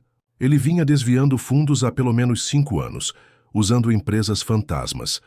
Quando percebeu que a auditoria interna estava prestes a descobrir, decidiu incriminá-lo. Tinha acesso a todas as suas senhas, conhecia os procedimentos, sabia exatamente como forjar documentos que pareceriam ter sua assinatura. Por que ele faria isso? Éramos amigos há décadas. Dinheiro, poder, inveja, a velha história. Ele confessou que sempre se ressentiu de estar à sua sombra. Acreditava merecer mais reconhecimento, mais controle. O plano era derrubá-lo, assumir a presidência da empresa e continuar suas operações fraudulentas sem obstáculos. E agora? Agora começamos o processo de reabilitação. A imprensa já está sendo informada. O juiz deve suspender o bloqueio de seus bens nos próximos dias. A empresa, sofreu danos reputacionais significativos, mas é recuperável. Ao desligar, Renato sentiu um misto de alívio e estranha apatia. A notícia que semanas atrás teria sido recebida com euforia, agora parecia quase secundária diante de suas descobertas recentes. Retornou à loja, onde Teresa estava finalizando um arranjo elaborado. Boas notícias? Perguntou ela, percebendo sua expressão. Sim, encontraram o verdadeiro culpado. Meu nome deve ser limpo oficialmente nos próximos dias. Isso é maravilhoso, Renato. Teresa sorriu genuinamente. Você deve estar aliviado. Estou, confirmou. Ele, embora sua voz não transmitisse a empolgação esperada. Significa que posso retomar minha vida, minha empresa, reconquistar a confiança dos investidores, voltar ao seu mundo, completou Teresa com uma nota quase imperceptível de tristeza. Sim, eu poderia. O sino da porta interrompeu o que seria uma confissão importante. Para surpresa de ambos, quem entrou não foi um cliente, mas Beatriz, a filha de Renato, acompanhada por um segurança particular. Pai, a adolescente pareceu tão surpresa quanto ele. O que você está fazendo aqui? Renato ficou momentaneamente sem palavras. Beatriz, com seus 16 anos, cabelos castanhos longos e os mesmos olhos penetrantes do pai, Parecia deslocada na pequena floricultura, com seu uniforme de escola particular cara e postura estudadamente descontraída. Beatriz, como... Me encontrou? Localizador do celular, respondeu ela pragmaticamente. Você sempre insistiu que mantivéssemos o aplicativo ativo, lembra? Para emergências. E esta é uma emergência? Perguntou ele, recuperando-se da surpresa inicial. Bem, considerando que você sumiu por 2 dias, não atende chamadas e está vendendo flores? Ela olhou em volta confusa. Eu diria que sim, é uma emergência de identidade. Teresa observava a interação com interesse discreto, mantendo-se ocupada, mas obviamente atenta. Beatriz, esta é Teresa Oliveira, apresentou Renato. Teresa, minha filha Beatriz. Prazer em conhecê-la, disse Teresa educadamente. Seu pai tem sido uma grande ajuda aqui na loja. Meu pai, ajudando em uma floricultura? Beatriz parecia genuinamente perplexa. O homem que precisa de ajuda para operar a cafeteira em casa. As pessoas podem surpreender, comentou Teresa suavemente. Vou verificar o estoque nos fundos para dar privacidade a vocês. Quando Teresa saiu, Beatriz voltou-se para o pai, sua expressão uma mistura de confusão e preocupação. Sério, pai, o que está acontecendo? Mamãe está pirando, seus advogados estão desesperados tentando te encontrar e você está... O quê? Tendo uma crise de meia-idade em um subúrbio. Aleatório. Não é bem assim, defendeu-se Renato, gesticulando para que ela se sentasse em um pequeno banco junto ao balcão. É uma história complicada. Tenho tempo, declarou ela, dispensando o segurança com um gesto. João, espere no carro. Estarei bem. Quando ficaram sozinhos, Renato respirou fundo. Lembra quando falei que um dia encontraríamos Miguel? Os olhos de Beatriz se arregalaram. Você encontrou ele? Acredito que sim. Aqui. Nesta loja de flores, a voz de Beatriz subiu uma oitava. Como? Quando? Ele está bem? Por que você não me ligou imediatamente? Calma. Ainda estou processando tudo isso também. Renato então contou de forma resumida os eventos dos últimos dias. O colapso emocional, o encontro casual com Sofia, o reconhecimento gradual de Gabriel, as evidências, circunstanciais o barquinho de madeira. Beatriz ouviu em silêncio, seus olhos marejando progressivamente. Preciso vê-lo, disse finalmente. Beatriz, não é tão simples, ele não sabe quem é. Não se lembra de nós. Para ele seu nome é Gabriel, e Teresa é sua mãe. Sofia é sua irmã. Este é o mundo dele agora. Mas nós somos a família. Dele, a verdadeira família. E o que exatamente é uma verdadeira família, Bea? Perguntou Renato gentilmente. As pessoas que compartilham seu DNA, ou as que o amam incondicionalmente, que curaram suas feridas, que o ajudaram a reconstruir-se. Beatriz pareceu desconcertada com a pergunta. Ambas, suponho. Mas não podemos simplesmente deixá-lo aqui, agora que o encontramos. Não estou sugerindo isso, mas também não podemos arrancar o menino da única vida estável que conhece nos últimos anos. Precisamos ir com calma, pensar no bem-estar dele primeiro. Isso não parece você, pai, observou Beatriz, estudando-o com novos olhos. Você sempre foi do tipo agir primeiro, considerar sentimentos depois. Renato sorriu tristemente. Talvez eu esteja aprendendo, tardiamente. Nesse momento, a porta dos fundos se abriu e Teresa retornou com uma expressão preocupada. Desculpem interromper, mas recebi uma ligação da escola. Gabriel teve um episódio de ansiedade durante a aula. Preciso buscá-lo. O que aconteceu? Perguntou Renato, imediatamente alarmado. A professora não entrou em detalhes. Parece que teve um ataque de pânico durante uma atividade. Já aconteceu antes, mas estava controlado há meses. Posso levar você, ofereceu Renato prontamente. E eu vou junto, declarou Beatriz, com uma determinação que não admitia contestação. Teresa hesitou, claramente desconfortável com a ideia de Beatriz. Conhecer Gabriel naquelas circunstâncias, mas a situação não permitia delongas. Tudo bem, concordou finalmente, mas Beatriz, por favor, entenda que ele está fragilizado. Não é o momento para... Não vou dizer nada, prometeu a adolescente, surpreendendo tanto Renato quanto... Teresa, com sua maturidade súbita. Só quero vê-lo. No caminho para a escola, o carro estava mergulhado em um silêncio tenso, cada ocupante perdido em seus próprios pensamentos, antecipações e medos. Uma família fragmentada, buscando reconexões através de fios invisíveis do destino, entrelaçando suas raízes de maneiras que nenhum deles poderia ter previsto. Capítulo 6. Verdades que florescem. A Escola Municipal. Paulo Freire era um prédio simples de 2 andares, com paredes coloridas e um pequeno pátio onde algumas árvores ofereciam sombra generosa. Tão diferente do colégio internacional frequentado por Beatriz, com sua arquitetura imponente e instalações de primeira linha. Teresa dirigiu-se à secretaria com passos apressados, seguida por Renato e Beatriz. A secretária, uma senhora de meia idade com expressão compreensiva, os reconheceu imediatamente. Dona Teresa, que bom que chegou rápido. Gabriel está na enfermaria com a psicóloga da escola. O que aconteceu exatamente? Perguntou Teresa, a preocupação evidente em sua voz. A turma estava tendo uma aula sobre árvore genealógica. Cada criança deveria desenhar sua família e falar sobre suas origens. Gabriel começou a ficar agitado, respirando com dificuldade. Quando a professora se aproximou para ajudar, ele entrou em pânico.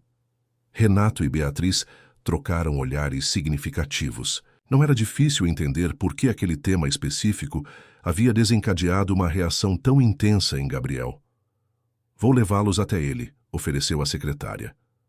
Na pequena enfermaria, encontraram Gabriel sentado em uma maca, abraçado ao seu barquinho de madeira, que aparentemente a escola permitia que ele trouxesse como objeto de segurança. Ao seu lado, uma mulher jovem de jaleco branco conversava em voz baixa e tranquilizadora. "Mamãe!" exclamou o menino ao ver Teresa, correndo para seus braços. Teresa o abraçou forte, murmurando palavras de conforto em seu ouvido. Renato observava a cena com o coração apertado, dividido entre a alegria de ver seu filho e a dor de perceber que para o menino ele era apenas um estranho recente em sua vida. Beatriz permaneceu alguns passos atrás, visivelmente emocionada. Seus olhos estudavam cada detalhe do irmão perdido. Os mesmos cabelos castanhos ligeiramente ondulados, o mesmo formato de rosto, a maneira como franzia ligeiramente a testa quando preocupado, exatamente como fazia quando... "Bebe todo, Sr. Renato." Gabriel reconheceu ainda nos braços da mãe. Então notou Beatriz. "Quem é ela?" "Esta é Beatriz", apresentou Teresa suavemente. "Ela é uma amiga do Sr. Renato." Beatriz deu um pequeno passo à frente, claramente, contendo-se para não abraçar o irmão. "Oi, Gabriel", disse simplesmente, sua voz ligeiramente trêmula. Gabriel a estudou com curiosidade. "Você parece familiar." Aquelas 3 palavras simples provocaram um impacto visível em todos os adultos presentes. A psicóloga escolar, percebendo a dinâmica incomum, aproximou-se de Teresa. "Senhora Oliveira, acho que Gabriel está bem. O suficiente para ir para casa agora, mas recomendo fortemente que ele veja a doutora Luciana o mais rápido possível. Este episódio foi mais intenso que os anteriores." "Ele tem consulta hoje à tarde", confirmou Teresa.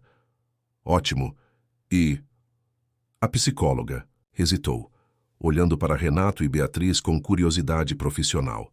"Perdoe-me a intromissão, mas percebo que há uma situação familiar complexa aqui. Se precisar de orientação adicional, estou à disposição." "Obrigada, doutora Ana. Vamos lidar com isso um passo de cada vez."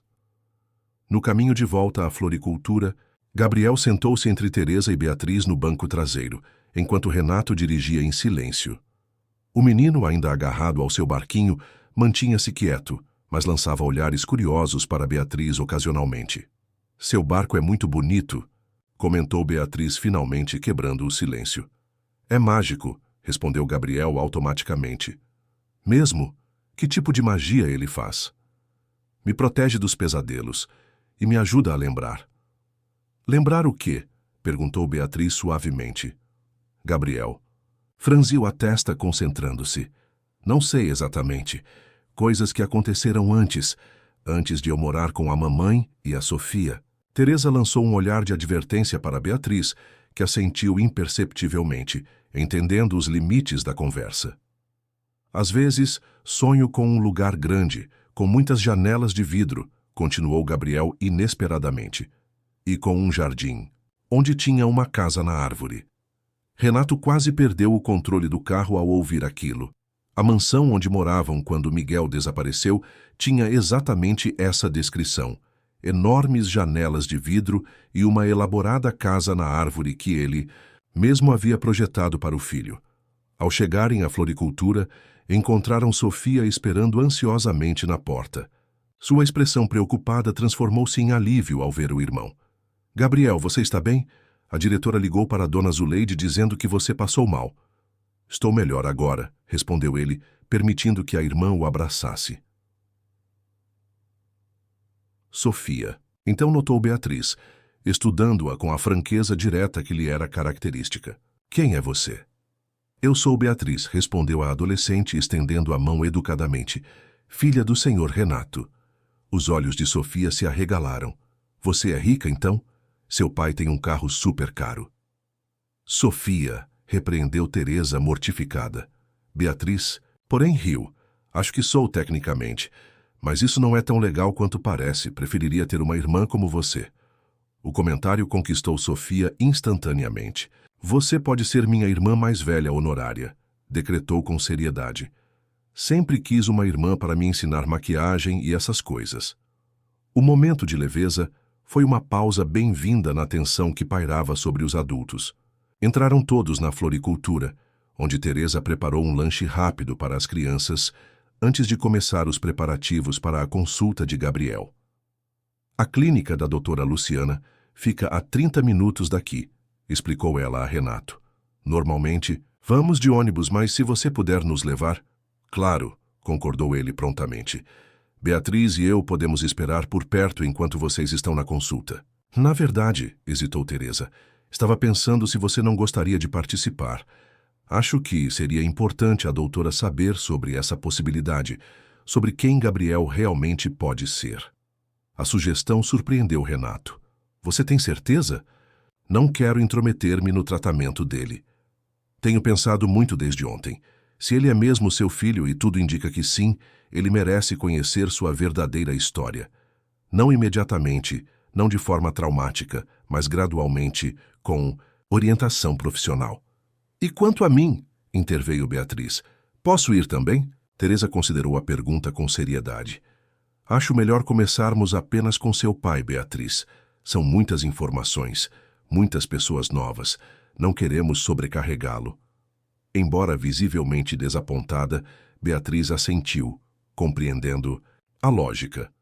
"Posso ficar com Sofia, então? Prometi ensinar maquiagem, afinal." O consultório da doutora Luciana Prado era um espaço acolhedor, decorado em tons suaves, com uma área separada repleta de brinquedos e materiais de arte-terapia. A médica, uma mulher de seus 40 anos com olhos gentis por trás de óculos modernos, recebeu-os com calorosa familiaridade. "Gabriel, como está meu paciente favorito?" cumprimentou agachando-se para ficar na altura do menino. "Tive um dia ruim na escola", admitiu ele. "Mas trouxe meu barco." "Vejo isso." "E quem é seu amigo?" perguntou referindo-se a Renato. Antes que Gabriel pudesse responder, Teresa interveio. "Doutora Luciana, este é Renato Mendonça. Há aqui uma situação especial que precisamos discutir. Seria possível conversarmos brevemente em particular antes da sessão?" A médica, percebendo a seriedade no tom de Teresa, assentiu. "Gabriel, que tal começar desenhando como foi seu dia hoje? Voltarei em alguns minutos." Em seu escritório particular, Teresa e Renato explicaram a extraordinária série de eventos que os levara até ali. A médica ouviu atentamente, fazendo poucas perguntas, mas tomando notas detalhadas. "Entendo", disse finalmente. "E vocês têm evidências concretas além das semelhanças físicas e do barquinho?" "A marca de nascença no pulso", apontou Renato. "E recentemente ele mencionou lembranças fragmentadas que coincidem com nossa antiga casa." "Interessante." A doutora Luciana refletiu por um momento. Nos 4 anos que venho tratando Gabriel, sempre suspeitei que seus traumas estavam relacionados a uma separação traumática de sua família original, seguida por experiências negativas no período entre famílias, por assim dizer. Seus pesadelos, seus medos específicos, sua dificuldade com certos temas, tudo aponta para isso. O que sugere que façamos? Perguntou Teresa. Com base no que me contaram, acredito que sim, existe uma forte possibilidade de Gabriel ser Miguel, mas revelar isso abruptamente seria extremamente prejudicial. O cérebro bloqueou essas memórias como mecanismo de proteção. Precisamos reintroduzi-las gradualmente, permitindo que ele processe cada nova informação. E como faríamos isso? Questionou Renato. Sugiro uma abordagem em fases. Primeiro, Sr. Mendonça, você continuará presente na vida dele como amigo da família, construindo um vínculo natural. Paralelamente, trabalharei com Gabriel em nossas sessões, explorando suas memórias fragmentadas de forma segura. Quando sentirmos que ele está pronto, podemos introduzir elementos de sua identidade anterior, fotos, objetos, histórias, sem pressão para que ele lembre-se ou reconheça imediatamente. E quanto a testes de DNA? Perguntou Renato, para confirmar definitivamente. Podemos fazer isso discretamente, sem envolver Gabriel no processo ainda. Uma confirmação científica daria a vocês a certeza necessária para prosseguir com esse plano delicado.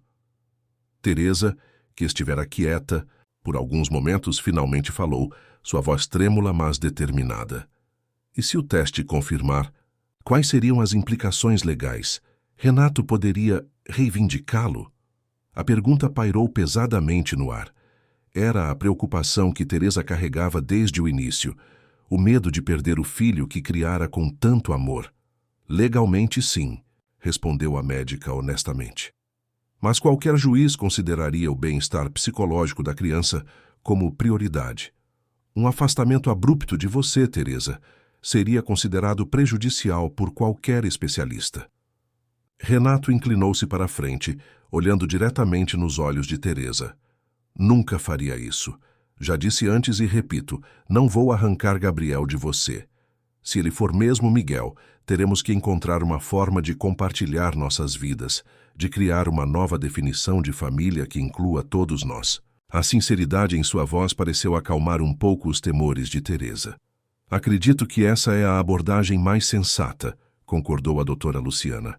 Agora, se me permitem, gostaria de começar a sessão com Gabriel. Sr. Mendonça, seria valioso se pudesse participar por alguns minutos.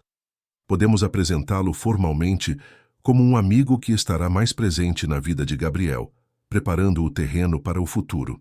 A sessão transcorreu de forma tranquila. Gabriel, inicialmente reticente em falar sobre o episódio na escola, aos poucos se abriu, explicando como se sentira sufocado, confuso e assustado quando a professora pediu que desenhasse sua família. Desenhei a mamãe e a Sofia, contou ele. Mas depois comecei a desenhar outras pessoas e não sabia quem eram. As imagens vieram na minha cabeça, mas eram como fantasmas. Que tipo de pessoas você viu? Perguntou a terapeuta gentilmente. Uma mulher com cabelo comprido e um homem, alto em um escritório cheio de janelas, e uma menina. Neste ponto, Gabriel olhou para Renato com uma expressão curiosa. A menina parecia com você, de alguma forma. Renato sentiu o coração acelerar, mas manteve uma expressão calma, seguindo a orientação prévia da médica. A sessão continuou por mais 40 minutos, com a doutora Luciana habilmente equilibrando momentos de exploração emocional com atividades lúdicas que ajudavam Gabriel a processar seus sentimentos. Ao final, o menino parecia mais tranquilo, o episódio da escola já não pesando tanto. Gostei que o Sr. Renato veio hoje, comentou Gabriel enquanto guardava seus desenhos. Ele pode vir de novo? Se sua mãe concordar, seria ótimo, respondeu a terapeuta, trocando um olhar significativo com os adultos. No caminho de volta à floricultura, Gabriel adormeceu no banco traseiro, exausto emocionalmente. Teresa e Renato conversavam em voz baixa. A doutora Luciana me deu o contato de um laboratório discreto para o teste de DNA, comentou Renato. Podemos fazer isso amanhã, se você concordar. Concordo, respondeu Teresa suavemente. Quanto antes tivermos certeza, melhor poderemos planejar os próximos passos. Renato dirigia com cuidado, ocasionalmente observando o menino adormecido pelo retrovisor. Sabe o que é estranho? Parte de mim já sabe que ele é Miguel. Não preciso de um teste para confirmar o que meu coração já reconheceu. Mas outra, parte tem medo. Medo de quê? De que, mesmo sendo meu filho biologicamente, eu não saiba mais como ser pai para ele. 8 anos, Teresa. Perdi 8 anos de sua vida. Não conheço suas preferências, seus medos, suas alegrias. Você conhece. Você é mais pai ou mãe para ele do que eu jamais fui. Não se trata de competição, Renato, disse Teresa gentilmente. Você pode aprender. Se estiver disposto a colocar as necessidades dele acima das suas, a ouvir mais do que falar, a observar mais do que impor, você pode reaprender a ser pai. De uma forma diferente, talvez, mas não menos significativa. Ao chegarem à floricultura, encontraram Sofia e Beatriz em meio a um verdadeiro festival de beleza. A adolescente havia transformado a pequena sala em um salão improvisado, com esmaltes, maquiagens e penteados.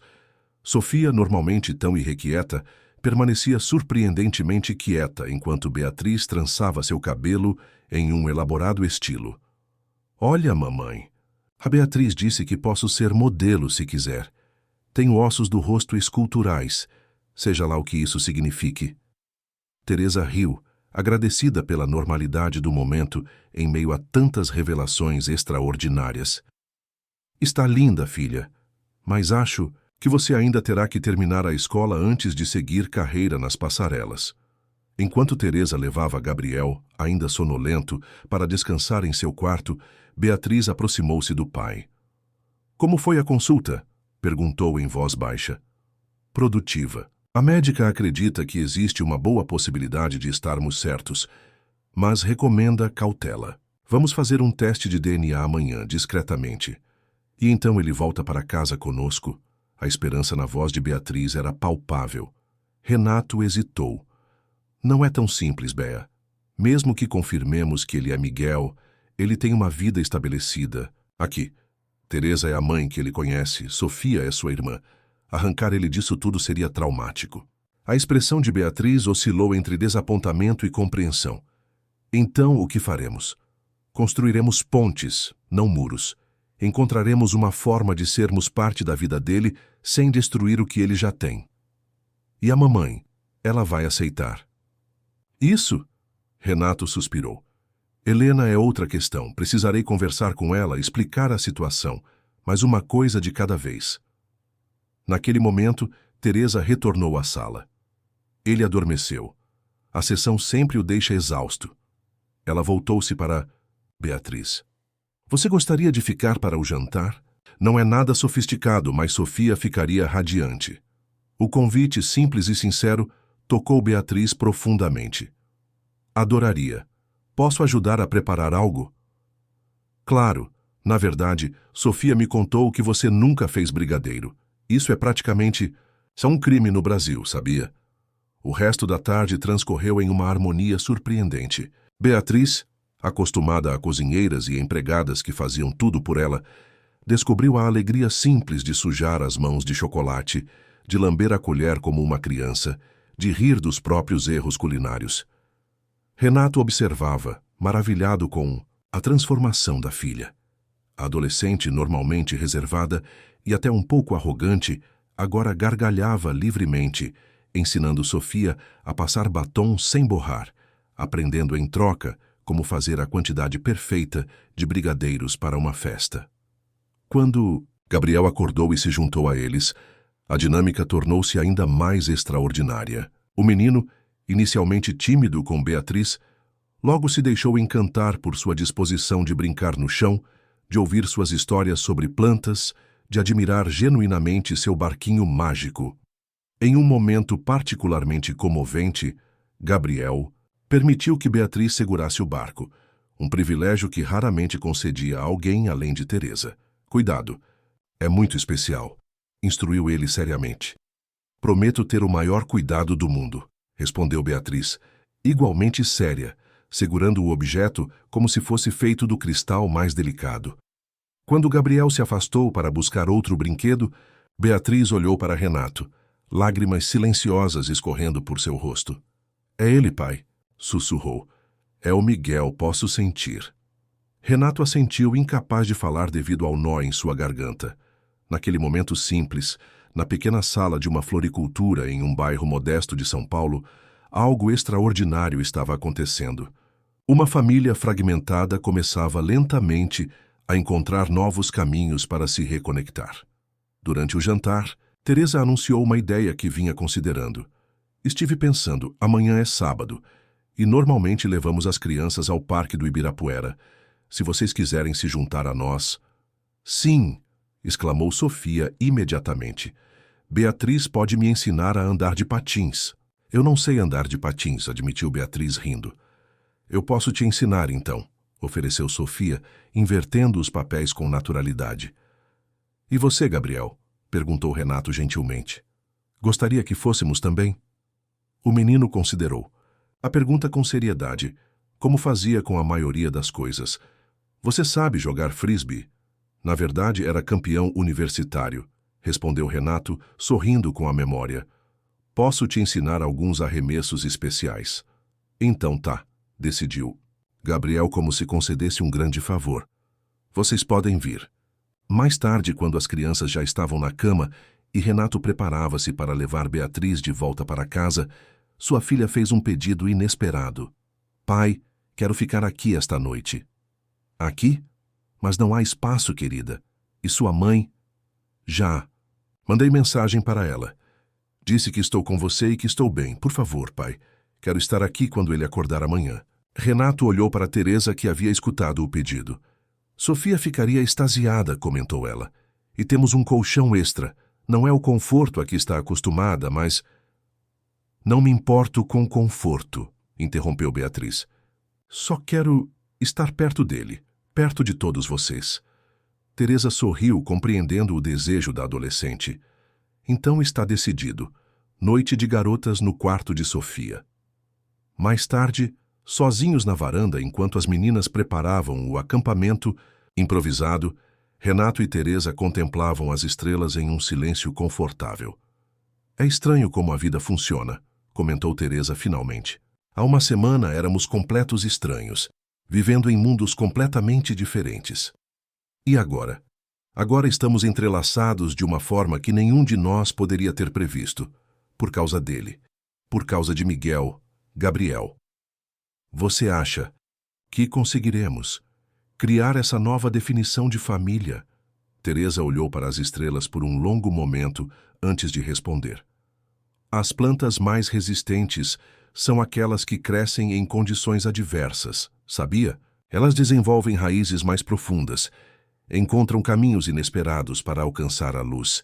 Acho que pessoas podem fazer o mesmo." Renato observou seu perfil delicado sob a luz suave da noite. "Você é a pessoa mais extraordinária que já conheci, Teresa Oliveira." "Não sou extraordinária. Só aprendi a valorizar o que realmente importa." "E o que realmente importa?" "Amor. Não o tipo romântico e idealizado dos filmes. O tipo real que exige trabalho diário, que às vezes dói, que frequentemente significa colocar o outro acima de si mesmo. O tipo de amor que faz você ficar quando seria mais fácil partir." Suas palavras atingiram Renato profundamente, ecoando verdades que ele só agora começava a compreender. "Quero aprender esse tipo de amor", disse simplesmente. Teresa sorriu, seus olhos refletindo as estrelas. "Acho que você já começou." Capítulo 7. O jardim que renasceu. 6 meses se passaram desde aquela tarde fatídica em que Renato Mendonça, devastado por acusações falsas e pela sensação de ter perdido tudo, vagou sem rumo até um banco de praça onde uma menina de olhos curiosos mudaria sua vida para sempre. O Jardim dos Sonhos, a pequena floricultura de Teresa, estava irreconhecível. O que antes era um estabelecimento modesto, agora ocupava também o imóvel vizinho, com uma fachada renovada em tons suaves, de verde e madeira natural. Uma placa elegante, mas discreta, anunciava: Jardim dos Sonhos, Floricultura em espaço comunitário. A expansão havia sido cuidadosamente planejada para preservar a essência original do lugar. A área da loja propriamente dita continuava acolhedora e pessoal, com o toque único de Teresa em cada arranjo. Mas agora havia também uma pequena cafeteria com mesas rústicas, onde clientes podiam desfrutar de café orgânico e bolos caseiros enquanto apreciavam o ambiente repleto de plantas. Nos fundos, o que antes era um depósito apertado, transformara-se em um espaço multiuso, com uma sala para oficinas de jardinagem, arte-terapia e encontros comunitários. Aos sábados, crianças do bairro reuniam-se ali para aprender sobre plantas, sustentabilidade e, não menos importante, sobre como processar emoções através do contato com a natureza. Naquela manhã de sábado particular, Renato observava de uma das mesas da cafeteria enquanto Gabriel, que agora respondia tanto a este nome quanto a Miguel, dependendo do contexto, conduzia com seriedade adorável uma demonstração para crianças menores sobre como transplantar mudas de suculentas. Precisa ser gentil com as raízes, instruía. O menino, agora com 11 anos, sua voz mais confiante do que jamais fora. Elas são sensíveis, mesmo parecendo fortes. Ao seu lado, Sofia saltitava entusiasticamente, acrescentando comentários coloridos que faziam as crianças rirem. A parceria entre os irmãos era um espetáculo de contrastes complementares. Ele, metódico e cuidadoso. Ela, espontânea e efusiva. Ele tem jeito para ensinar, comentou Beatriz, sentando-se ao lado do pai com 2 xícaras de café. Aos 17 anos estava ainda mais bonita, mas havia uma nova maturidade em seus olhos, uma gentileza que antes faltava. Acho que puxou a você. A mim? Renato riu suavemente. Sou um péssimo professor. Sempre fui impaciente demais. Era. Não é mais, corrigiu ela, entregando-lhe uma das xícaras. Você mudou, pai. Todos nós mudamos. A observação era inegavelmente verdadeira. Os últimos 6 meses haviam sido uma jornada de transformações, para todos os envolvidos, naquela improvável constelação familiar que se formara. O teste de DNA, realizado discretamente uma semana após o encontro inicial, confirmara o que seus corações já sabiam. Gabriel era de fato Miguel Mendonça, sequestrado 8 anos antes. A confirmação científica, entretanto, foi apenas o começo de um processo cuidadoso e delicado. Seguindo as orientações da doutora Luciana, a verdade foi introduzida gradualmente na vida do menino. Primeiro, através de histórias sobre um menino muito parecido com ele, que havia se perdido de sua família. Depois, com fotos cuidadosamente selecionadas, objetos significativos, memórias compartilhadas sem pressão ou expectativas. A princípio, Gabriel reagiu com confusão e, ocasionalmente, ansiedade. Houve noites de pesadelos renovados, dias de silêncio pensativo, momentos de raiva e incompreensão. A equipe de apoio psicológico, agora expandida para incluir um psiquiatra infantil e uma terapeuta familiar, foi fundamental nesse período. Lentamente, fragmentos de memória começaram a emergir. Um aniversário com balões azuis, um cachorro chamado Tobias, o sabor específico do chocolate quente que Helena preparava nas manhãs de inverno, o som da voz de Renato lendo histórias antes de dormir. Eu me lembrei de algo ontem, comentou Beatriz, interrompendo os pensamentos de Renato. Aquela vez em Campos do Jordão, quando Gabriel, insistiu em alimentar os patos e acabou caindo no lago. Lembra como ficou indignado, não por estar molhado, mas porque os patos nadaram para longe? Renato sorriu com a memória. Ele sempre teve essa conexão especial com os animais e plantas, como se entendesse algo que nós não conseguíamos ver. Teresa diz que foi isso que o salvou, essa capacidade de conectar-se com seres vivos, mesmo quando não conseguia conectar-se com pessoas. Nesse momento, Helena entrou na floricultura impecavelmente vestida como sempre, mas com uma suavidade em sua expressão que seria impensável um ano antes. Cumprimentou alguns clientes habituais, que já a reconheciam, parou para admirar um novo arranjo na entrada, e finalmente juntou-se a Renato e Beatriz na mesa. Desculpem o atraso. O trânsito estava impossível, justificou-se, aceitando o café que Beatriz imediatamente ofereceu. Como está o workshop? Gabriel está brilhando, respondeu Renato. Cada semana ele parece mais confiante. Helena observou o filho por alguns instantes, um misto de emoções passando por seus olhos. Nunca imaginei que nossa vida tomaria este rumo, comentou, mais para si mesma que para os outros. Mas vendo-o assim, tão feliz, tão seguro. O caminho de Helena até este ponto de aceitação havia sido o mais árduo. Quando Renato finalmente a contatou, revelando a extraordinária descoberta, sua primeira reação foi de descrença, seguida por uma determinação feroz de recuperar o filho imediatamente, através de medidas legais se necessário. Foi preciso a intervenção conjunta da doutora Luciana, de um respeitado psiquiatra forense e, surpreendentemente, de Beatriz, para convencer Helena de que uma abordagem abrupta seria desastrosa para a recuperação do menino.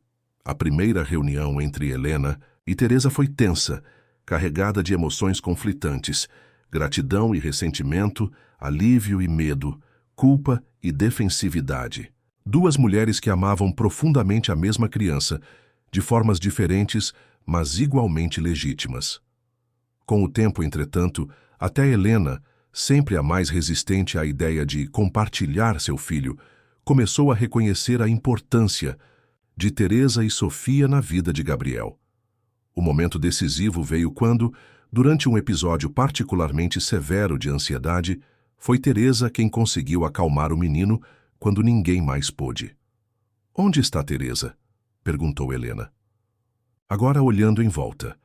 "Foi buscar mais suprimentos para o workshop", respondeu Beatriz. "Deve voltar logo."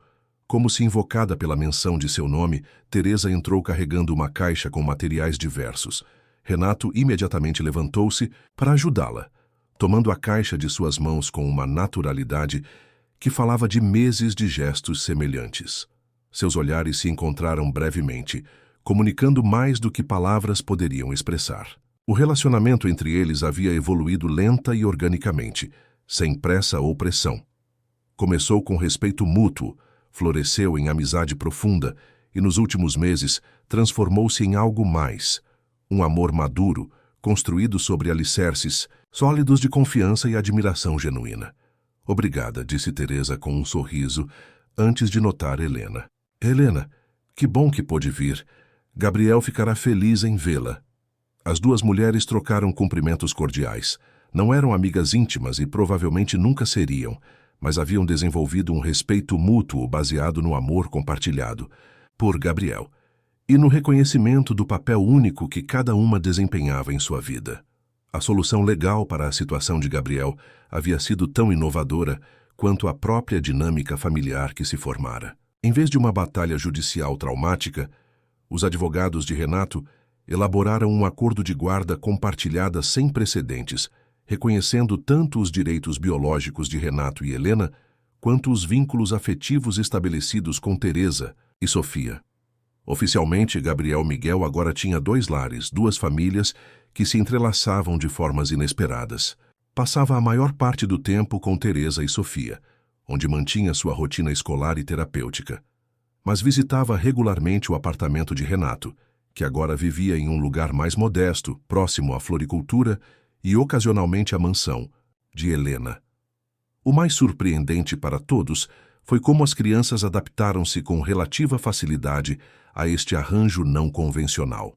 Gabriel aceitou gradualmente sua identidade dual como Miguel, Gabriel, muitas vezes referindo-se a si mesmo. Na terceira pessoa ao falar do menino que era antes. Sofia adotou Beatriz como a irmã mais velha que sempre desejara, enquanto Beatriz encontrou na menina uma espontaneidade que a ajudou a superar anos de isolamento emocional. O workshop chegou ao fim, com as crianças orgulhosamente exibindo seus pequenos vasos de suculentas. Pais começaram a chegar para buscá-las, muitos parando para tomar café ou comprar plantas. O Jardim dos Sonhos transformara-se em um verdadeiro ponto de encontro comunitário. Gabriel, notando a presença de Helena, correu para abraçá-la, com a naturalidade que só as crianças possuem, capazes de amar plenamente mais de uma pessoa, sem hierarquias ou comparações. Mãe Helena, você viu como as crianças ficaram concentradas hoje? Nem precisei chamar a atenção de ninguém. Helena abraçou-o firmemente, inspirando o aroma de terra e folhas que agora sempre o acompanhava. Vi sim, meu amor, você foi um professor maravilhoso. Como o pai, acrescentou ele casualmente, olhando para Renato. A simplicidade daquele comentário, como o pai, atingiu Renato profundamente. Depois de tantos anos de ausência forçada, de tanta dor e incerteza, ouvir seu filho referir-se a ele com tal naturalidade parecia nada menos que um milagre. Vamos almoçar todos juntos hoje? Perguntou Sofia, juntando-se ao grupo com sua energia característica. Tia Helena também. O termo tia para Helena havia sido uma solução criativa da própria Sofia, que decidira que, se Gabriel tinha duas mães, não havia razão para não incorporar Helena como uma tia especial em sua própria vida. Adoraria, respondeu Helena, surpreendendo a todos com sua espontaneidade.